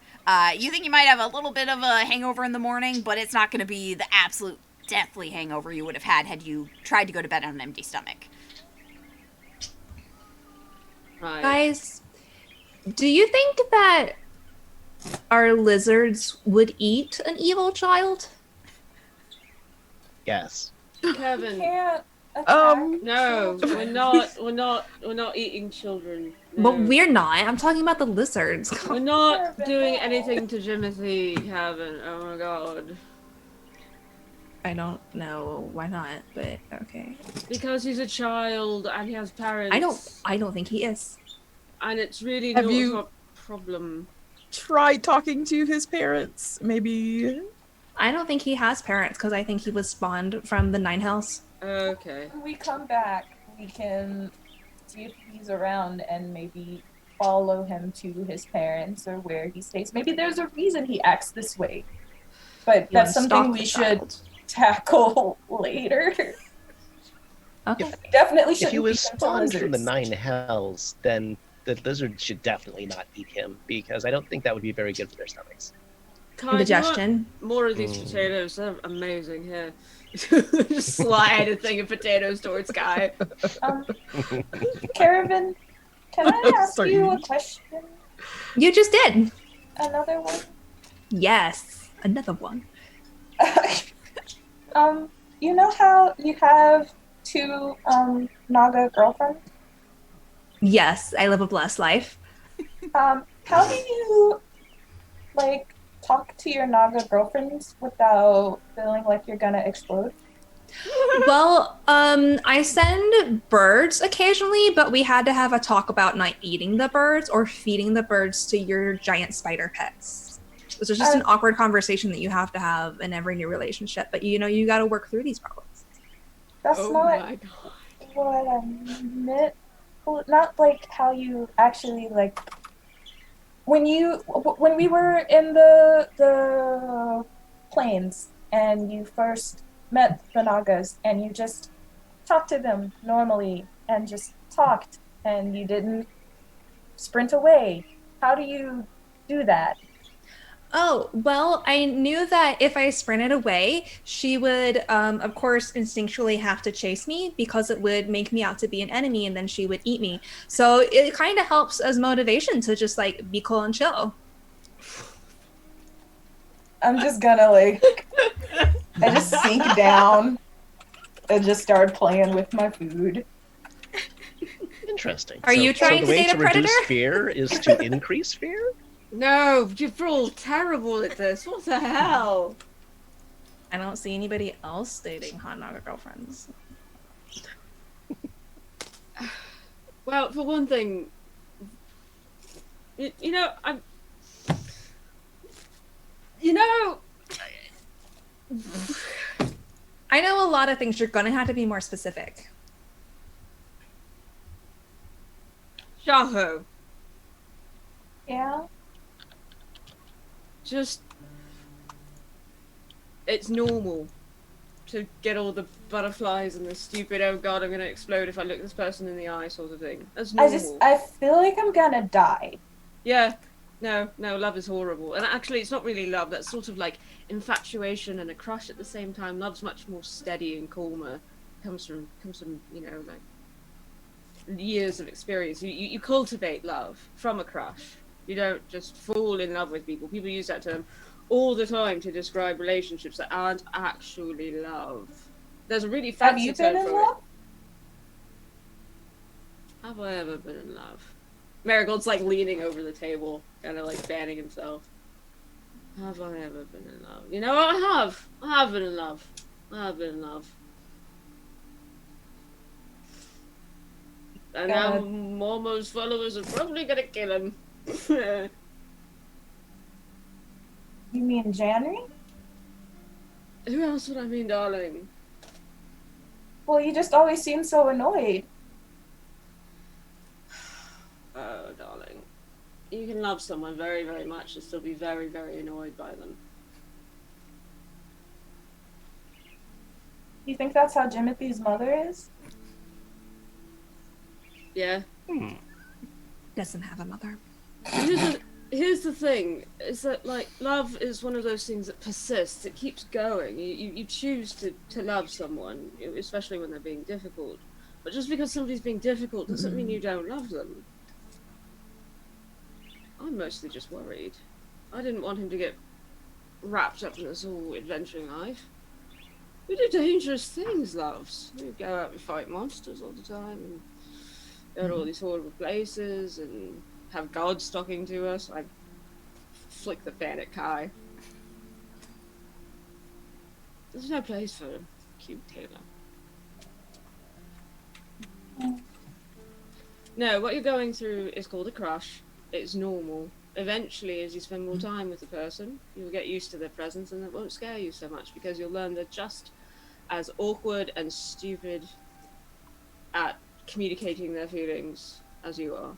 Feelings are hard. It's easy to sing about them, or ignore them, or drink until you can't feel them anymore. Zasa, Yes. I've been meaning to ask you since we met those dogs. At some point, you and I are going to have to go on a date. At some point we what? You and me are going to have to go on a date. Oh. Okay. Delightful. I don't think it's a good idea to what do they say? Shit where you eat. I'm not saying you guys wouldn't be a cute couple. I'm just saying we've got a lot of work to do, and maybe now is not the time. I actually wanted to ask also about some things about magic, but sure.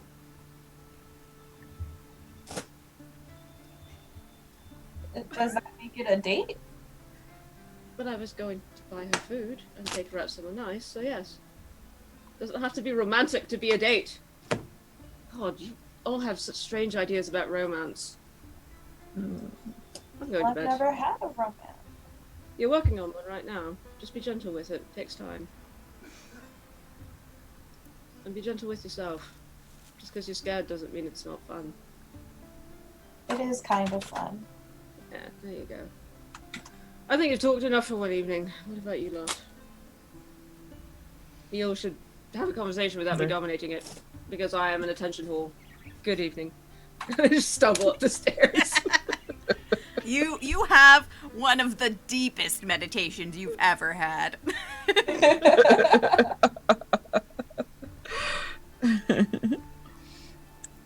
All right. Does everybody else hang out for a while? I think we have a lot of food to eat. So Let's start sharing it with people. We can't eat all of this. You become the most popular people in the bar.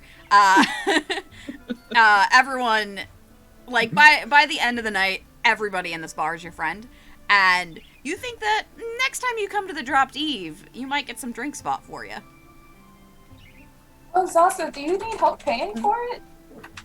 Oh no, I'm quite sufficient. Thank you though. I appreciate that. Zasi, you do get the check by the time the end of the food comes out. You know, they don't force it on you, but you know, they're like, oh, here you go. And it's comes out to about 10 gold after ordering everything on the menu. Amusingly enough, that is exactly what I ticked off in my sheet. You've learned my strange pricing system, which is inconsistent. Tip well, that was a lot of work. Yeah. Zas is gonna. Oh, we can handle the tip. You get the food. I throw in let's see. There's the cook and at least 2 of the servers, right? Yeah, there's the cook and the 2 bartenders. You don't really see any other Bartenders. servers around. So Okay. it seems like they're the ones running the ship today. Okay, so I throw in an extra gold for each of each of them, or extra 2 gold for each of them. Okay. Nice. And I'll throw in 3 gold. Oh, they're getting paid well. They have to deal with a lot. I mean, basically every time you're in this tavern, something weird happens. So yeah. All right. So you're all able to finish up the night. You leave the bar very popular with both the staff and the patrons. Mark that. And then you go up to your rooms at the inn. You're able to get a good night's sleep, and for once, nothing happens. You don't Yay. have the gods talk to you. You're not woken up in the middle of the night. You don't have strange things occur. You just sleep. And you're able to wake up the next morning feeling refreshed and ready to head out. We're going to take a quick break so these humans can feel refreshed and ready to head out. But we will be right back. I'd say like 5 minutes. Let me just put up our be right back screen. All right. Say be right back, everybody. Be right Be right back. Be right back. Never.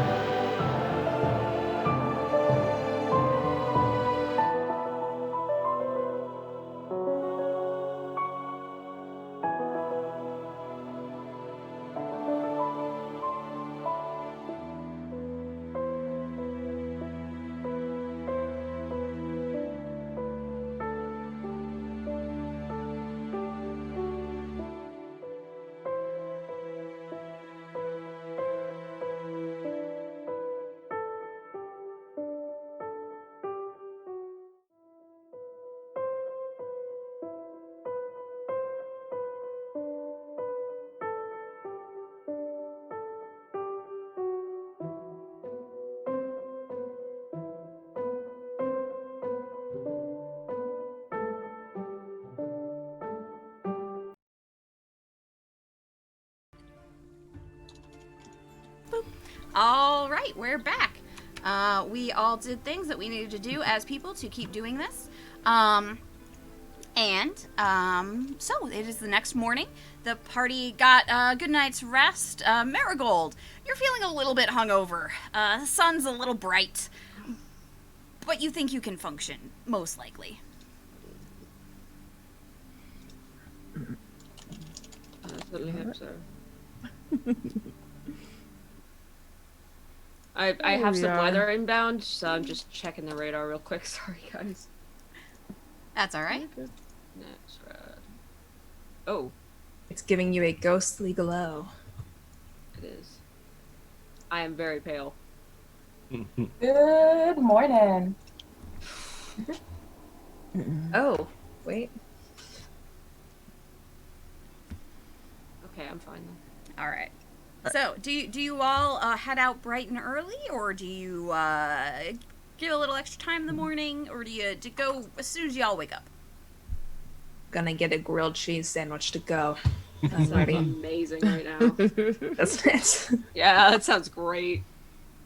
All right, so you get some Yeah, to-go grab rations. You Yeah. talk to the tavern like, hey, we need some to-go rations. All right. Yes, let's get some breakfast to go. All right. It doesn't take too long.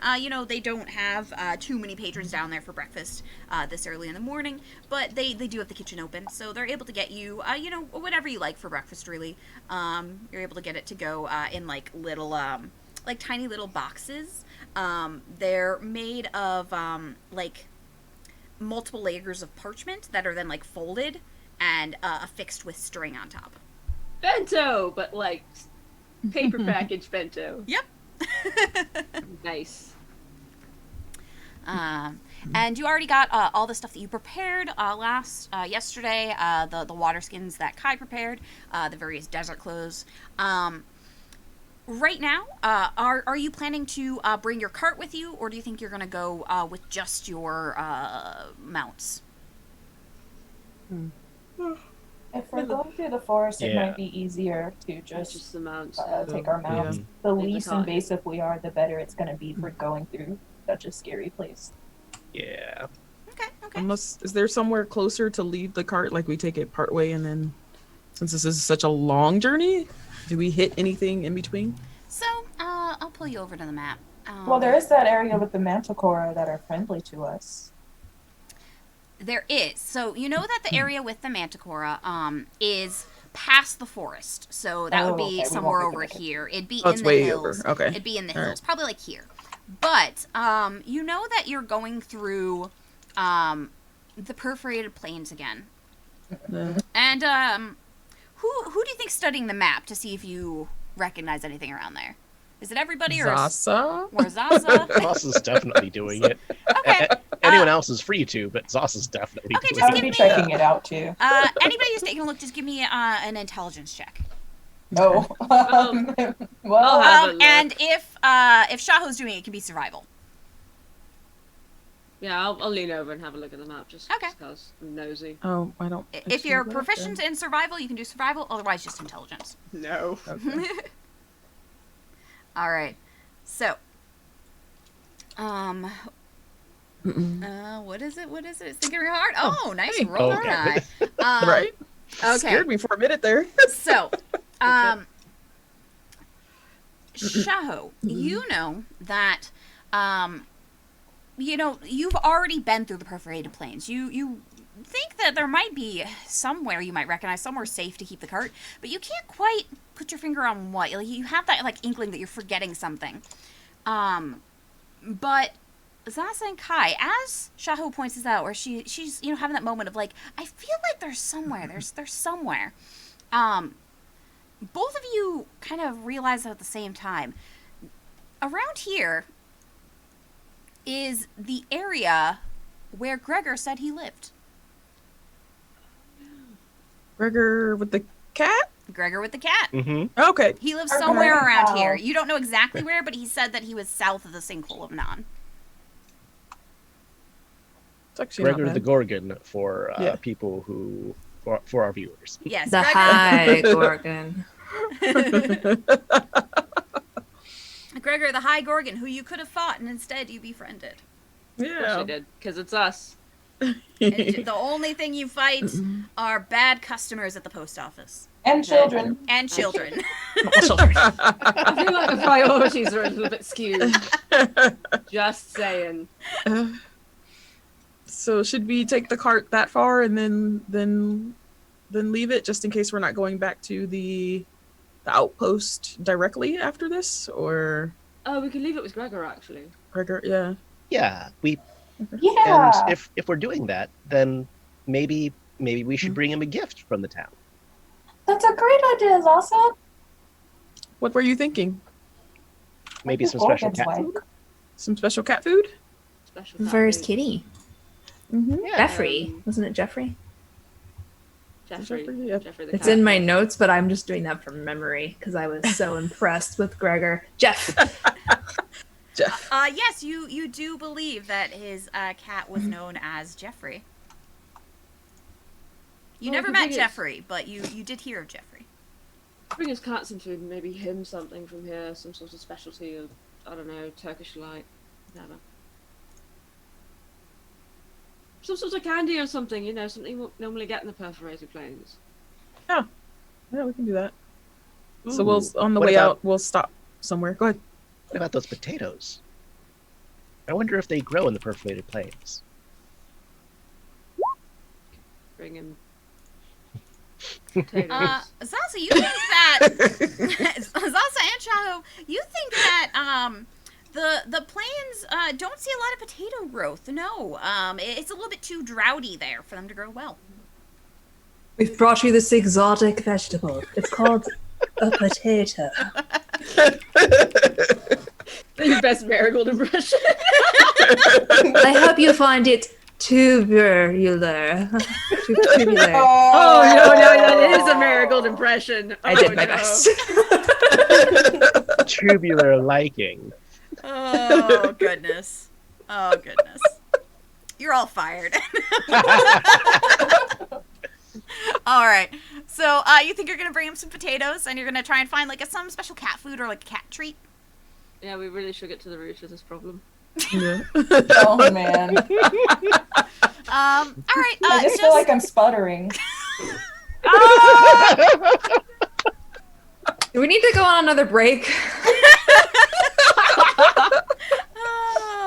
Okay. And if you like this content, you can stalk us on Twitter. It's all puns all the time. It really is. It's all we do is puns. Just so much puns. Probably leave this one alone. Okay. So, finding potatoes is very easy. Potatoes are pretty plentiful in a trade town. But I would like you to roll investigation to find something that'd be suitable for a cat. Just throw caravan at it. Ooh. Okay. Sure. Oh, where did mine go? Can I use, like, persuasion or something to get somebody to tell me? Yeah, you can go asking around if you want to use persuasion. There's no more gather information skill, okay? Yeah, it doesn't exist. I know. So yeah, you can use persuasion if you No. want Oh, to. no. I You're am really still, disappointed as a Manticora. You're still hungover, Marigold, and Shaho. You think generally you'd be really good at finding something good for a cat-like being, but maybe you're daydreaming a little bit about Yassi. Your mind is elsewhere, maybe. Just a little. Maybe somewhere else. You're just thinking about one cat in particular. Feline fine. But Caravan, We've established that Caravan is good at finding these little gift shops. She found the tattoo shop too. she is. She knows how to shop. Yeah. She's a shopper. So, Caravan, as you're searching around, you don't find a specific like a cat shop, but you do find a pet store. And the pet store, it doesn't look like it gets a whole lot of business. Maybe not a whole lot of people have pets around here, but it has a pretty okay selection from what you can see from outside the store. I was looking for a branch of Kitty City, but I don't think they have one here. But maybe this like general, it looks like a mom and pop pet shop have something like maybe like I don't know, maybe they'll have thrift pet items or just something unique and handmade. All right. As you're like, do you go in or do you keep scoping out the outside? I mean, might as well go in. That's the way that you buy things. That is the way you buy things. All right, so you go in and you see that there is an older woman manning the register. She has big glasses, frizzy curly hair, and there's like 2 cats in the shop already. Do you mean like Manticora, No, or just do cats. you mean like? Just cats. There's like 2 cats wandering around, and then you also see that there's a dog, like there's a parrot, like there's just like animals wandering around the store. They have birds in here. Wondering. I have January's bird. Yes, you do see that there is quite the selection of birdseed. It's not huge by any means, but it is, like taking up a little like a section of wall. I'm gonna go take the bird over and see what it prefers. The bird kind of hops around on your arm for a minute or 2, and then squawks and like flies at one of the pouches of seed. Oh, that one. All right. And Caravan, are you just kind of looking around for cat stuff? Yeah, I think so. I'm assuming this is organized probably roughly by type, so she's going to try to scout out the cat section. Yeah, the cat section actually seems larger than some of the other sections, maybe because the owner has the 2 cats. Maybe they're little partial cats, despite this not being just a cat store. And you see that there's a lot of different selections of food. There's some treats. There are some toys. It's not huge by any means. It definitely is more of a boutique shop than it is a chain with lots of options. But as you walk up to the cat accessories, the woman comes up to you. And she's quite short. She definitely just seems to be human, but just a short human. And she's like, well, welcome! You looking for cat things?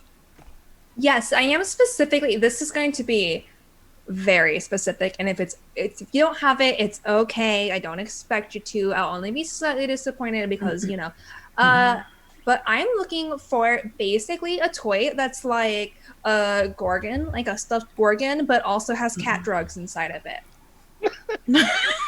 Oh, well, that is quite specific. Let me take a look at our cat accessory wall. Okay. Oh, boy. And she goes over to the cat accessory wall, as she called it, and there's lots of little Urban's toys. death glare. There's lots of little toys. She kind of pulls out a bin from the bottom that has like an assorted bunch of toys in it. Well, I'm not certain exactly what's in here, but there are, all of these are filled with the nip. If you would, The nip. if you would like to search through it, I can't promise what's in there, but everything has the nip. I've heard cats like that nip. Nip, it's what cats crave. That's what they say. That is what they say, yes.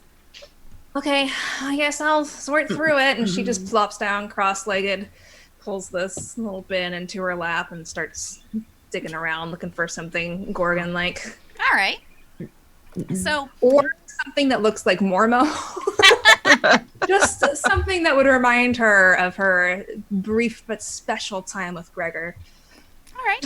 So you're kind of searching and you're Thing in searching. here. Is And- this a quality nip? What was that? Is this quality nip?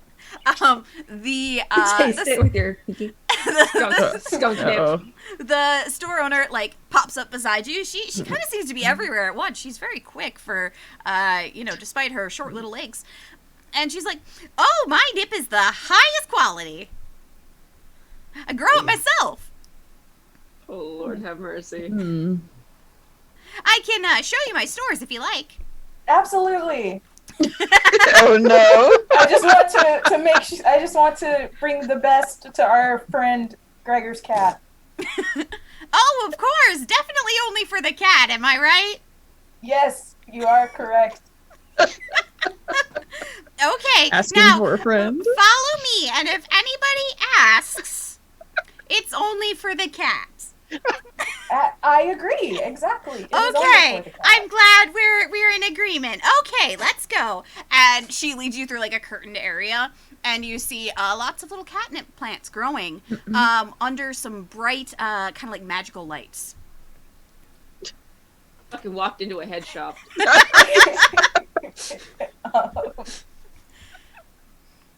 So this is where I keep all of my nip. We have various different kinds here, and you can take a smell, take a little taste, as long as you don't take it from the store. All right, I'm glad we're in agreement here. It's only for the cat.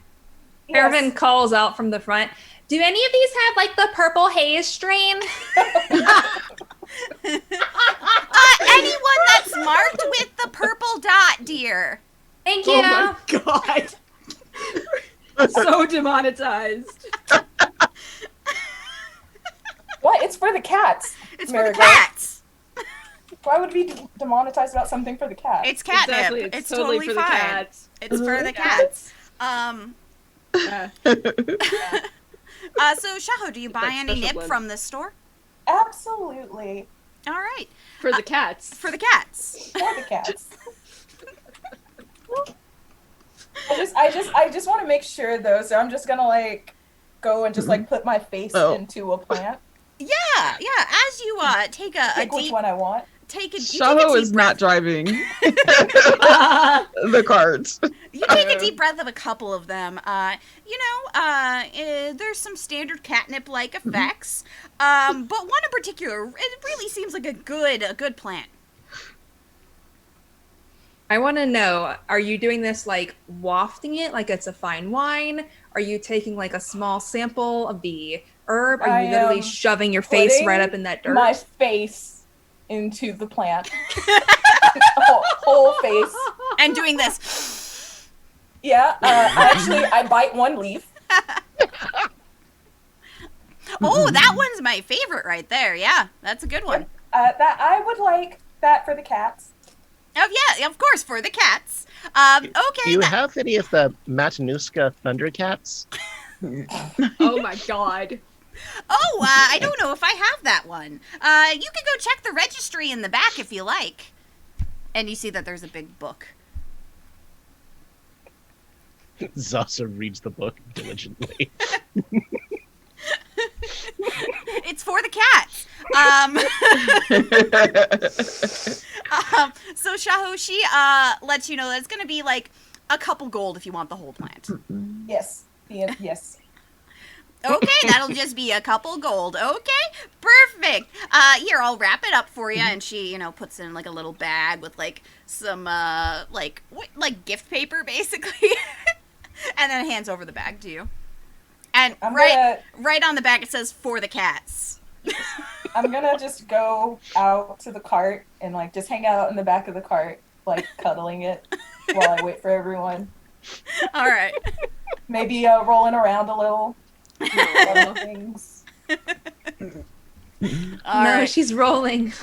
And Kervin, you're not able to find a gorgon, but you do find a snake.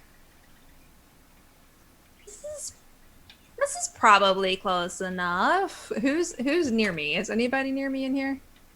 No. I'm checking out birdseed. No, just by Zasa would myself? be by the book, which is kind of near where you are. She would be like maybe like a yard away from you, like at the other wall. Where's Kai? I came in looking for some lizard treats, but a specific lizard treat. Okay. So if you're looking for the lizard treats, they have and not a huge section. You think that Lazaro, the Lizard Emporium, has a bit of a monopoly on lizard gear, but there is a small selection of lizard treats. What kind were you looking for specifically? Looking for something of the green ant variety. Oh, green ant. Mm-hmm. You For the lizards. Huh? for the lizard.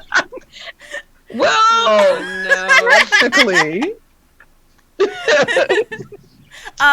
So you are kind of searching through the trees here. You're moving stuff around, and then you find one specific package. It looks like it's the last one on a shelf. That is the green ant treats. Okay. So you're able to find Awesome. one package. Perfect. These are amazing. For the lizards. Well, some of them. Look, they're actually quite tasty. Like, they have like this little citrusy tart flavor. I'll have to take your word on that one. I, You know what, I I'll know try it's one. I'll it's try weird. one. You should. All It's really right, good. Sure. When we're on the All right. road. All right. All right, Zasa, you're not able to find the exact type you were looking for, but you do find lots of other interesting types in the book. I eat my sweet tart.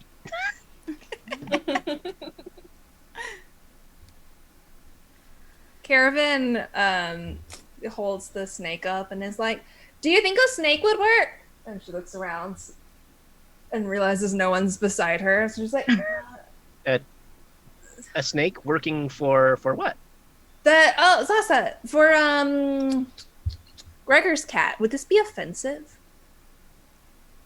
You mean Jingle, because jingle, jingle. Gregor has snakes inside his body? I mean, we all have snakes inside our bodies. No, that's not how that works. Oh, now you hear me. What do you think about the snake? I think it's a snake. What's it for? Is it for Gregor's cat? Yes. Yes, I think it's lovely. I think he'll love it. Okay, good. I would like one snake toy, please. We all have snakes in our bodies. The lady pops up outside you and she's like, "Oh, that would just be 1 silver." Can I give you a gold? I'm not gonna say no to you giving me more money, so yes. I will do that. And then I don't know what all my friends paid or if they did pay for their drugs. But Oh my god, I got bird seed for Mary. what kind of birdseed? Or the birds, obviously. Birds, yes. For the birds, for the birds, yes. Poppy seeds? I'll go ahead and If you're paying the gold, and your friend got the bird seed, and the other friend got the green ants, we could say call it even with the gold. okay. Then here is your gold. Thank you for your help today. You have a lovely shop. Oh, thank you so much, and make sure you pet the dog before you leave. Is that What the happens woman? if I don't? He gets real sad. Oh, I go to pet the dog. because yeah. Yeah, we have Everybody comes back the inside. dog. Oh. The dog is a very cute little like corgi mix.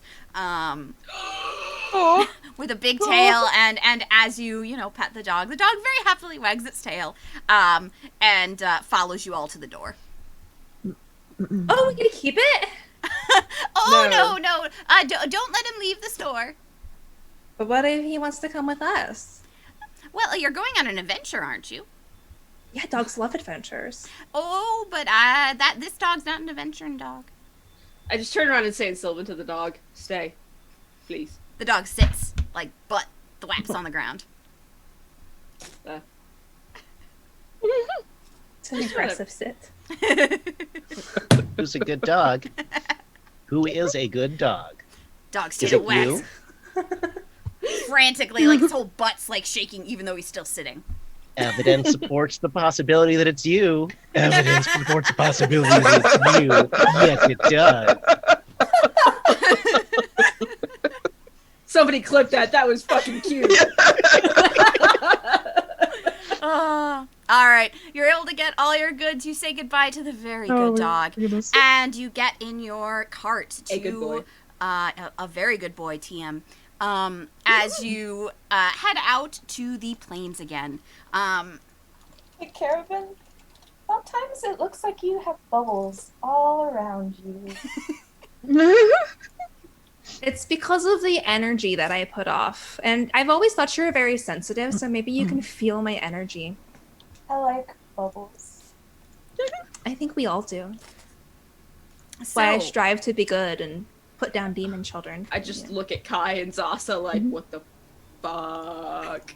Shaho went in the back, so Yeah, who's driving now that Shaho's in the back with the catnip for the cats? yeah, I nominate Kai. sure. Oh, because I could try and What talk to the skill horses is required Yeah. to drive? Survival? Generally like a vehicle proficiency. I usually don't make you I roll for mean, it unless there's danger. Yeah. Okay. Yeah. I don't have proficiency, but I can drive. I will guide you. Nope. So I will help you. No, No. I will drive, but I'll be like, good job. Okay. That's fine. Actually, I'll take that. So Kai takes the reins with I'm teaching Kai how to drive. with Shaho's very enthusiastic support. These are driving lessons right now? Yes. Yeah, Yep. Yep. Very, very, but Do we have That's- like one of those bumper stickers for the bumper of the wagon that says like student driver? minor illusion, student driver. I'm helping. True use of magic. Yes, you are helping Shaho, but I would like you to roll a disadvantage. So roll one more time for me.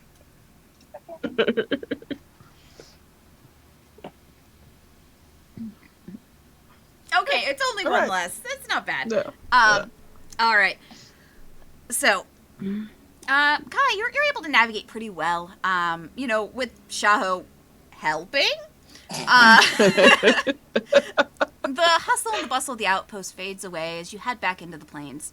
This route has become pretty familiar to you, so even though you're not so used to steering the cart, it's not so strange. You've taken notice of the landmarks before. But soon you will be straying from your original path. You'll be going further down than you were the last time. How do you all feel being back so soon in the plains? Chill. This place was a little crazy last time with the pits and the what were those things we avoided? The Spiders. blood something? No, before that. Oh, those things. The with big moths? Yeah. The blood Yeah, moths? The blood blood moths. Yeah. So hoping we can avoid all of those things again. I just flipped my parasol up to protect from the sun. Yeah. Blood moth sounds like a creature that's just misunderstood. Yeah. You know? Okay. You know what? I met actually some bat people the other day. They were really interesting. They were very hungry They And- were. and very insistent about being fed. We sort of went somewhere actually, Zossa and I did, and then we came back. But you didn't notice because it was like right then. What are you talking about? What? Did you guys get into the nip? No. No, it was kind of like when Did we you all have had a a shared shared dream. Yeah. Oh, you guys said at the same time. That was so spooky and cool. Yes, it was sort of like that, but it actually happened. Were there gods? Whether what? Gods, like the last time we all had a Not gods, dogs is what they were talking about. It's like, No gods that I know of, but definitely dog people. Dog One used people. a sword. It was. What did y'all do? Helped her. For. We helped a town and also a wagon that had become sentient. Alive, yeah. A sentient wagon. What? they were in I the would- nip. This sounds like a dream. Yeah, that we sounds we, like they we were. gave it to a resistance that was trying to overthrow a despotic ruler. You can't With the give talking away cart? like a sapient creature. We didn't so much give it away so much as we did We find it guided a it. home and in the process a job. Her. Oh, somebody adopted it? Yes, her. And yes, somebody adopted her. That I wish our cart could talk. I You know. know, that would be complicated. Because then we'd have to explain why we were leaving it places. I also don't want to be inside somebody who can talk to me. I think that's just a kind of relationship that I don't want. What? Well,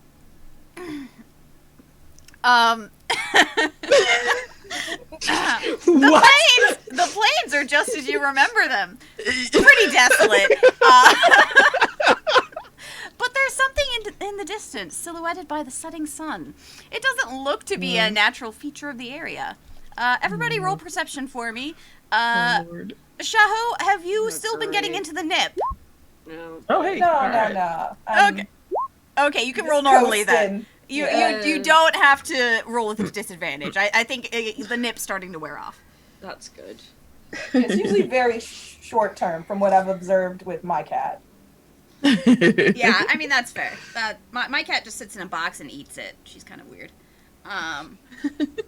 Okay, so What am I rolling? perception. Mhm. Sorry, I'm still a little. That's all right. I'm very- no. I'm not there yet. Maybe you still are in the nip? Yeah. So, let's see who spots this. So Marigold, Caravan, and Kai, all pretty simultaneously. You spot that there's a fairly small but well-built house in the distance. It rises from the cracked landscape like a mirage, so out of place that it seems kind of unreal. Perhaps it's where you're looking for. Maybe it can offer shelter, as night is starting to grow close. You've basically spent the whole day traveling and talking. Do you guys think that looks like the kind of house that a cat would live in? I think it looks like the sort of house a person would live in, and maybe they have cats. That sounds go like, check it out you know, Yeah, we close can- to what we we're can looking for. Go check it out. Indeed. All right, so you get closer to the house. He's dead, I know it. Whoa! No. Oh, no. It just plops down Wizard of Oz style right in front of Yeah, us. it does. Wham! Let me make it so stream can see the house that just appeared. I just nearly threw this across the room. But down for now. Did that house just appear? No, we've been coming up on it for a while now. Oh. All right. So a house shows up, and give me one moment here. The house looks recently lived in, but a little bit run down. It's as if the owner hadn't been able to do their usual upkeep for a while. Anybody who wants to know more, roll perception for me. Alright. Well, I'm just gonna stand and listen for a moment as well. Okay. Do you want two from me or just one? oh wait, that's not perception. Yeah, two. Or you can roll it with advantage if you just want to do it that way. First one will be sight, second will be sound. Sure. Whatever works better for you. Yep. Sound is 18, sight is 15. Okay. All right. So, let's check out what everybody rolled. Okay, so, Kai, did you get that 3 now, or was that earlier? No, that was now. Okay, I just wanted to check. Caravan, okay, so Caravan and Shahu and, sight was 15, sound was 18 for Marigold. Okay, so,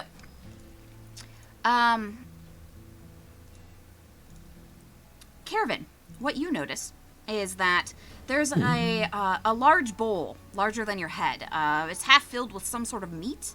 It sits on the porch, abandoned for now, but the mess around it seems to suggest that whatever it's for had eaten from it recently. Oh. Marigold. Oh, guys, they sent out like a guest meat basin.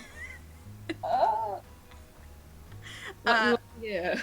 Marigold, you hear movement from inside the building. Footsteps and a soft hissing rumble. And, oh, and Zasa is an 18 from you? Mhm. Okay. So, Zasa, you see that there's a window, and although the shades are drawn, you do see a pretty tall shape moving around inside. You can't say for certain who it is, but the shape is pretty humanoid. But tall. Okay. That's sort of a hissing noise. Anybody else hear that? No, I was pretty focused on the meat basin. You said he owns a cat? Yeah, maybe it's not like a little cat. Maybe it's a big cat. Oh, it's not reassuring at all. Sorry, this heat's making me drowsy. Maybe he has a lion. Oh, boy. I feel like Well, I'd know if there was a lion. would you lie Do you about know it? if there's a lion? I don't think so. I rolled a 10. Shaho, you don't really sense a lion or a manticore in the area. Usually you'd, be able to smell them. Kind of, you're pretty used to those kind of sights and smells. Yeah, probably not a lion. Well, alright, let's just go fucking knock on the door then. I'm just gonna walk up. Fuck it. I will tie up Fancy on one of these rocks here. Menelune doesn't need tying up. I just tell him to stay put. All right. Does anybody not go up to the door? Actually, I'll go ahead and I'm gonna move go just off to the side there. There we Okay. go. Okay. So is everybody where they're gonna be? Komodo should be with me, but yes. Oh, let me. Why do you ask, Corinne? No reason. Right. Suspect. Caravan is holding the little cat toy in her hands, like clutching it to her chest, looking very excited. Gregor! Gregor, it's us. Are you alright? You Tap on the hear, door. like as you knock, there's kind of like a soft like shuffling on the inside, and it goes silent for a minute, and then you see the drapes kind of move back a minute, and they go back, and the door creaks open.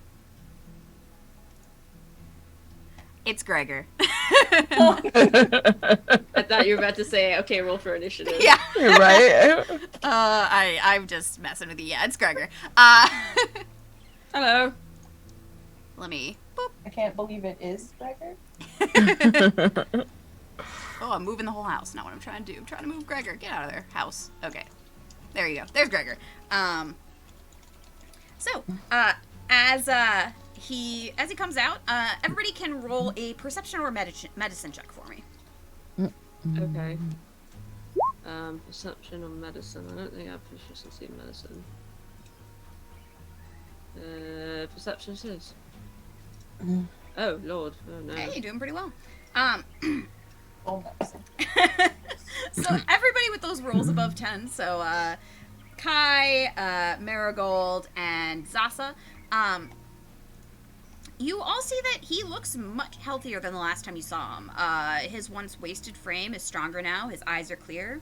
Whatever poison had weakened him in the mountains has faded. He's regained his strength since returning home, but it might have taken some time. It doesn't look like he's been super healthy for a long time. He's still a little bit pale, but on the whole, he's looking better. You think he'd make a pretty formidable opponent. After a moment of confusion, after he opens the door and sees all of you, his face lights with recognition and a wide-fanged smile. My friends, welcome! I see you're still alive! I have to admit, I was worried. Oh, You so look I. much healthier than before. We brought you presents. Oh, presents? Yeah, you said you had a cat, so. I do, yes, I do. He's right inside. Oh, Come in, it's getting dark. I try to keep this area safe, but there's only so much one man can do. Don't have to tell me twice. Okay. All right. I'll call Menelune in a little closer, so he's closer to the door. Alright, do you all Caravan? call your Let's pets? bring them all. Yeah. Yeah, all Yeah. the mounts. Come on. Caravan's gonna give Gregor a big hug when she Aww. Gregor kind of stops for a moment, like he's not used to getting hugs, but then both of his arms come around you and he returns the hug. Like, oh, it's so nice to see you too. Hey. We brought this for Jeff, I hope. He likes it. Oh, he hasn't gotten a new toy in a long time. I meant to bring one back for him, but I wasn't really in my right mind. Thank you. I'm sure he'll love it. It has a purple hair strain in it. I hear that's really good. Oh, that's a pretty nice find. Awesome, thank you. Who's got the potatoes? Probably in the cart. You also have potatoes. Zaza has Thank the you, potatoes, Zaza. I think. Potatoes? I haven't had a potato in... Oh, I don't even know. Oh, we'll have to make mashed potatoes. Perfect dinner. And he kind of ushers you inside. It's looks well lived in. The furniture's pretty nice. But, it's not new by any means. There is kind of a little bit of dust still around, probably from when he was gone. And he totally hasn't, you know, picked up all the cleaning that he might have usually done because he was getting better. You see that he's walking pretty sturdily now, though. He doesn't look as frail by any means as he did before. And he invites you all to sit down in kind of like a nice little sitting room. There's a fireplace, a couple of chairs. He sits down in, he actually pulls up a dining chair and sits in that so that all of you can take the more comfy, like the more comfortable chairs and couch. Everyone will plop down kind of next to the fireplace, actually. Okay. I'm going to take a spot on the couch and sprawl because I'm really tall. Okay. So if anyone sits next to me, I will, of course, you know, stop taking up so much room. All right, where does everyone else sit? I'm gonna sit cross-legged on the floor near the couch. Okay. Still feel like we're prepping for combat. I'll probably right. I know. I'll sit on the couch. I don't take up much room, so All right. Marigold can still sprawl. Okay, so there's one more, like, there's like a comfy, like, armchair that Gregor didn't sit in, so one of you can sit in it. That's still available. Zasa, do you take that armchair? Zas is going to look around awkwardly and then realize that no one's sitting in it, and then she'll take it. Okay. Mood. So as you all sit down, Gregor's like, so, what brings you to my humble abode? I didn't expect to see you here so soon. Or, well, I guess it's been a while. I kind of lost track of time there. Oh, it's been a while. No, we just came to check on you, actually. We're on our way somewhere else, and you were on the way, so. Oh, you're so sweet. I'm, you know, you kind of don't expect the people that you're going to meet in the mountains to become some of your best friends, you know, when you're whacked out on poison, but I consider myself lucky. It was Kevin and Kai's idea to come see you. Maybe Shaho as well. Don't know who brought it up. We all just saw that you were on the way. Oh, well, it's nice to see you, regardless of who thought of it. And you hear that hissing rumble again. Heavy footfalls that are rounding the corner towards the sitting room. I'm sorry, what is that? Oh, that's just Jeffrey. It's Jeff. Oh, what? Really? He's not a cat, is he? Oh Lord. I hope it's a chimera. I need to move that house for a minute so I can grab. We might want to adjust the map for the stream too. We're up in the corner. What the actual ass is that? Yes! Yes! We'll all just move everybody over a little bit here, so. Nice kitty! That's a low Gorgon. Oh, As God! a ranger, I can comfortably say that is not a cat. It's a good cat. All right, there we go. No, not a cat. It looks like a spaghetti monster, and I'm very excited. Marigold kind of pulls. He's thin, so he just pulls his legs up onto the couch. So, you see Do not give it. this come out from like the kitchen area, and it's big. It's Jeffrey. Let me get kind of a big picture for stream to see. Here's Jeffrey. Oh no. He's just a big squiggly friend. Karen is on the floor and she is so excited. Oh my gosh, kitty! Here! And starts jingling the toy at him. So Jeffrey, Which is here probably you not the best way to attract a cat, but she is very excited. Jeffrey hears the jingling and his big head kind of whips towards you. The strange like kind of tentacles that are coming off his head kind of like writhe a little bit. And then he lopes over to you, kind of like slow movements. His long nails are kind of like gouging into the wood of the floor a little bit, like creating like a as he walks. And anybody who's sitting on the floor, he basically towers over you as you sit. He's quite large. And I am uncomfortable. I'm just picturing like a Great Dane walking up to me, because I'm already really little to begin with. Or is he? We are Is all it bigger tiny. than a Great Dane? Yeah. It's You are bigger. all small. No, yeah. It's bigger Yeah, than a Great this is- Dane. Jeff's pretty big. Jeff, Okay. think of that token size versus your token size. Yeah. So it's like a horse, and I'm just sitting on the ground and 4 foot 8 Not standing. not even a Shaking horse. toy. Not even a horse. It's like Like a it's rhino? yeah, I think like a rhino is probably a good Rhino. approximation of size. Okay. All right. Gregor, does he bite?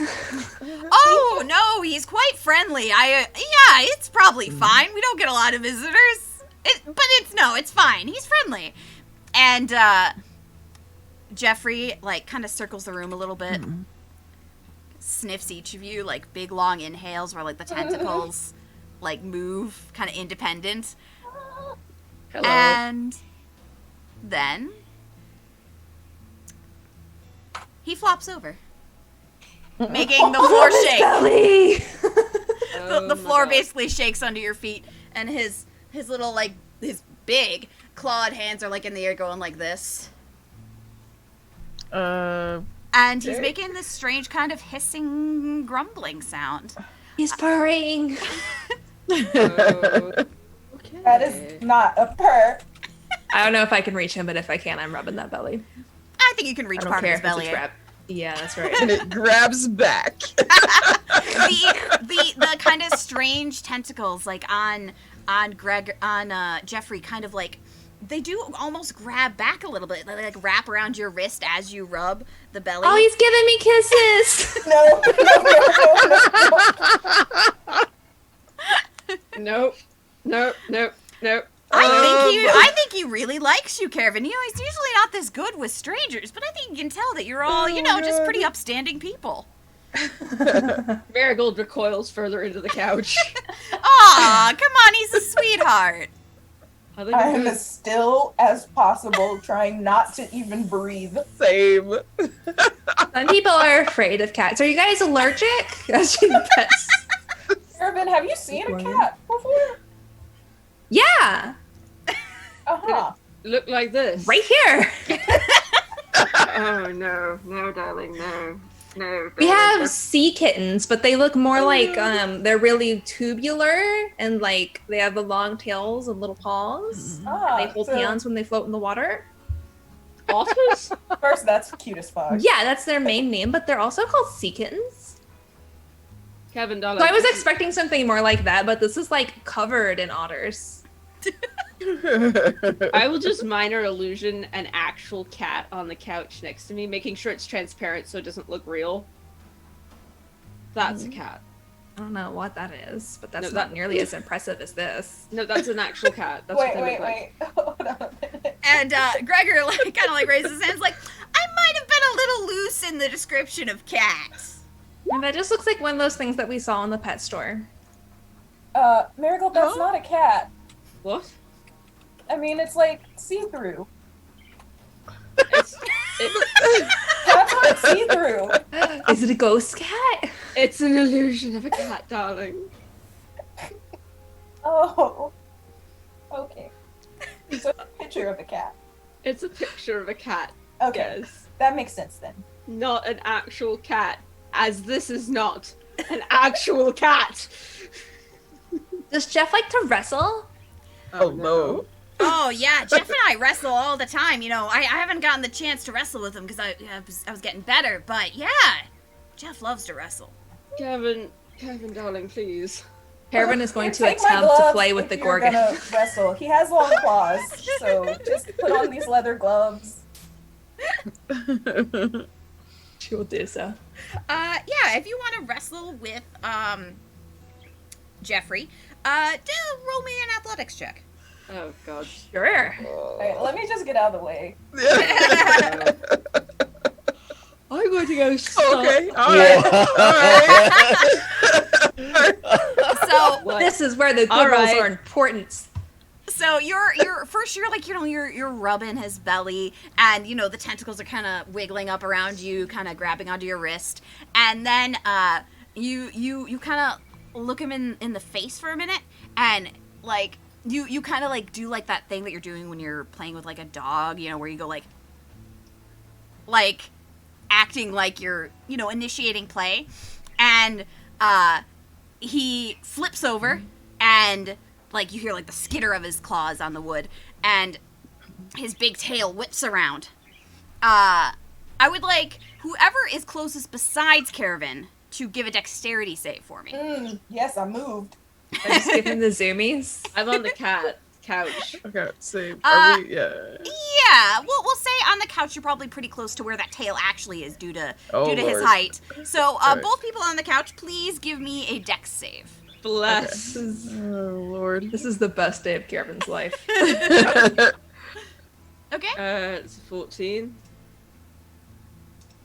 Oh yes. Okay. Okay. So, Marigold, it's a close thing. The tail swings at you, and you just barely get out of the way. Some of your hair like gets kind of like caught by it. But Kai, you're able to duck out of the way easy enough. Kind of like goes between you two. And Gregor's like, "Whoa, Jeff, watch the tail. We've talked about this." And then Caravan and Jeffrey start a wrestling. It's kind of weird to watch. You think that if this were an actual fight, Jeff would be completely just kicking her ass. But Jeff isn't putting his full, fight into this. Soft pause. Yeah, it's all Soft pause. pause. It's just all soft pause. Like soft the pause, I guess. the little claws are pulled back as much as they can, and there's lots of just like batting and like kind of like with the heel of the paw. None of the snake tentacles have their fangs out. Yeah, all It's the fine. fangs are in. Anytime he goes to bite you, he just kind of like holds and then releases. You have a very good time, and you think that you've learned a little bit about low gorgons because of this. I'm so good with cats. I'm just gonna get up and see about dinner. All right, anybody else helping Marigold with dinner? Sure, absolutely. yeah. Probably Yep. should, because Love Marigold Caravan. can't cook. Far away from this. Yes. Yep, let's go to the kitchen. Sasa cannot take her eyes off of this play fight. So Gregor's like, well, I'm gonna go get dinner started. Have fun, you two. Zasa, if you see any bloodshed, let me know. Okay. All right, I'm gonna go cook dinner. Is there like a water bottle to spritz him with? He goes into the kitchen and then comes back out with like a big jug of water and hands it to Zasa. If it gets too serious, dump this on his head. Okay, I will. Thank you. You're welcome. They're having a great time. Not a fucking cat. Oh my god, that's not a cat. That is like the least cat-like thing I've ever seen. Marigold's just talking to himself as he walks into the kitchen. Just not a cat. That's really not a cat. It's just not a cat. It's just not Nope. one. Nope, not a cat. Nope. Seen a lot of cats. Really like cats. Really, really enjoy cats. That's not a cat. Okay. So, Caravan, God. you're able to have a pretty good wrestling session with Jeffrey. It never turns violent. Zasa, you learn a lot about low gorgons as well. And you're all able to have a nice dinner with Jeffrey. When it's dinner time, with Gregor, Jeffrey goes outside at dinner time, and you hear lots of loud clanking sounds. You think that is Jeffrey eating out of that big bowl of meat that was outside. But when he goes out the door to go do that, he brings the little snake toy with him. It's like in his mouth. It's like far too small, but like he carries it out with him. And you hear like the soft little jingle, jingle, jingle, jingle. And so one last thing for the night, because we're basically at the end, but do you all decide to stay with Gregor for the night? Sure. I'm gonna stay on the roof. Yeah, I would. I would. This is normal. Not in the house. No, Marigold. I'm Marigold. on the roof too. Yeah, goes outside to meditate on the roof. Yeah. I'll go up there too. All right. So, for anybody sleeping inside, there is a guest bedroom. You kind of have to bunk together, but it's not a huge house. Anybody sleeping on the roof, there is like a kind of a little patch that you can be on that bit above the porch, where it is pretty flat. You could sleep out there. And we have one last thing for tonight. I knew there was going to be combat. Oh, there's gonna be something. A long rest. Yeah, a long rest. Ow. So everybody, you all have a pretty good night's sleep, despite the fact that you're a little bit worried about Jeff. You know, except for Caravan. Caravan's fine. Caravan's As a never matter of slept fact, better. I'll take the couch if she and Jeffrey want to curl up. What is that? Oh, I don't know. Nothing. It's fine. I don't know what you're talking about. This makes me intensely uncomfortable out of character. Yeah, right? Alright, so I'm up on the roof. I've probably figured out some way to get my hammock strung up there as well. When do we see this? What is this? Explain. You'll see in just a minute. Well, someone in particular will see in just a minute. Great. Here we go. I had to find my playlist. Oh no. Lord. I don't have Marigold. the music unmuted. Yo. As you exit your trance, you hear Menelu and Winnie. No. The sky is still dark, but you know the sun will rise soon. Roll a perception check for me, with advantage because you're outside already. Okay. Hang on. Let me open my character sheet because I closed it. I'm like that kid that closes their textbook before the end of class. Whoops. Perception. 20. All right. So you see Metaluan down below you, basically right under, just beside that little porch area. Mm-hmm. Do you try to speak to him as you usually do? Yeah, absolutely. As you do that, he just whinnies again. However, you get kind of one word, one idea, and it's like here, like come here. Okay. No, I get down off the roof immediately and nudge Kai on the way down. Get up, something's happening. Oh, what? Okay. Yeah, I jump Alright, down off let's the go. roof next to him. As you drop down, you know, you definitely feel a sense of urgency, a sense of desperation from him. He stamps his usually clean hooves in the dirt, and you see that they're dirty. And scratched in the dirt are 4 letters: H-E-L-P.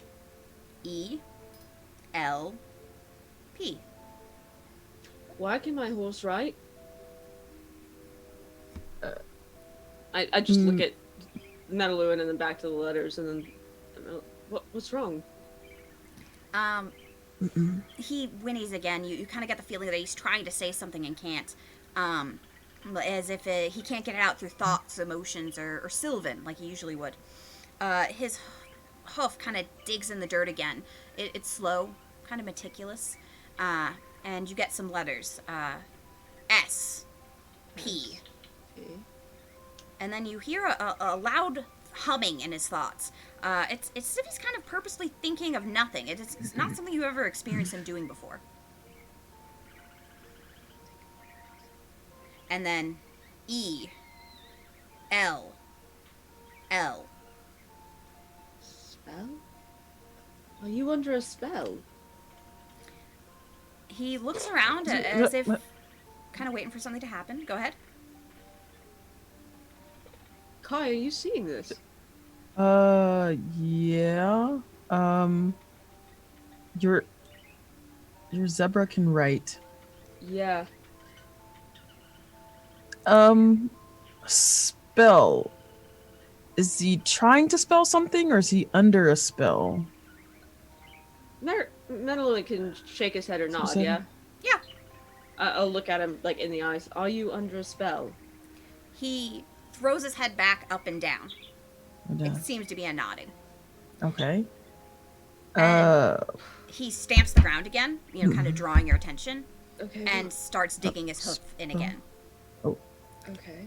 He's had to move over a couple times now because he has to write it pretty large. Right, he's not tied up or anything. No. He's not. Yeah. He's you kept him free, right? I know you Yeah. usually do. Always. So the letters are Z, E, B, R, and A. Zebra. And once Okay. you read the words, once you say that aloud, he whinnies once more and shakes his head vigorously. You're not a zebra. And he looks up, meets your gaze, and then looks to Kai, and looks back to you, and nods. Oh. Oh. Should we go get Zasa?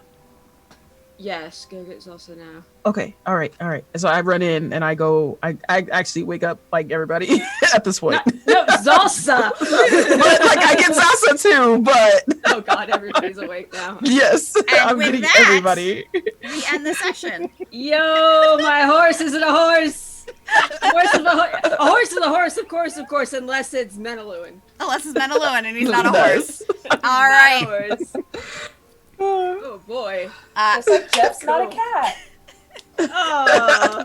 Just like Jeff's not a cat. It was all cyclical, like themes and stories and things. All right, so as usual, we're going to go around. Everybody's going to say a little bit about themselves, where you can find them.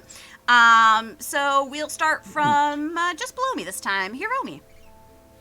Hi, I'm Hiromi. I am a freelance writer. I do RPG stuff for Onyx Path in Scarred Land, Scion, Mage, all sorts of fun stuff. I also write a bunch of queer genre fiction.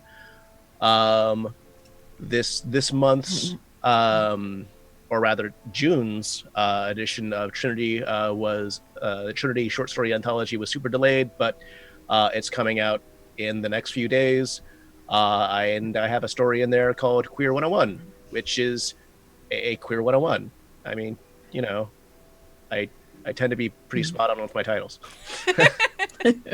That you are. All right. Next up, Candy. All right. Hi, I'm Candy. I am the DM and now apparently executive producer of the Dicey Amazons channel. We stream a whole 6 days a week. And then since I stream here also, so I'm kind of helping out or doing something with streaming 7 days a week. Fun times. But we have video gameplay, we have tabletop RPGs, we have talk shows, nerdy talk shows. And then like social games and stuff like that. So tomorrow, our next stream is at 11 a.m. Central Standard Time. We'll be playing Dicey Debates, which is very random debates on funny things because we're silly. And it's a lot of fun.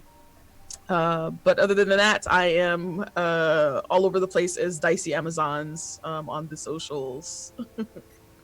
Can confirm it is a lot of fun. All right, Megan. Hello, my name is Megan, and I'm still real fucked up from what just happened, so this is going to be disjointed.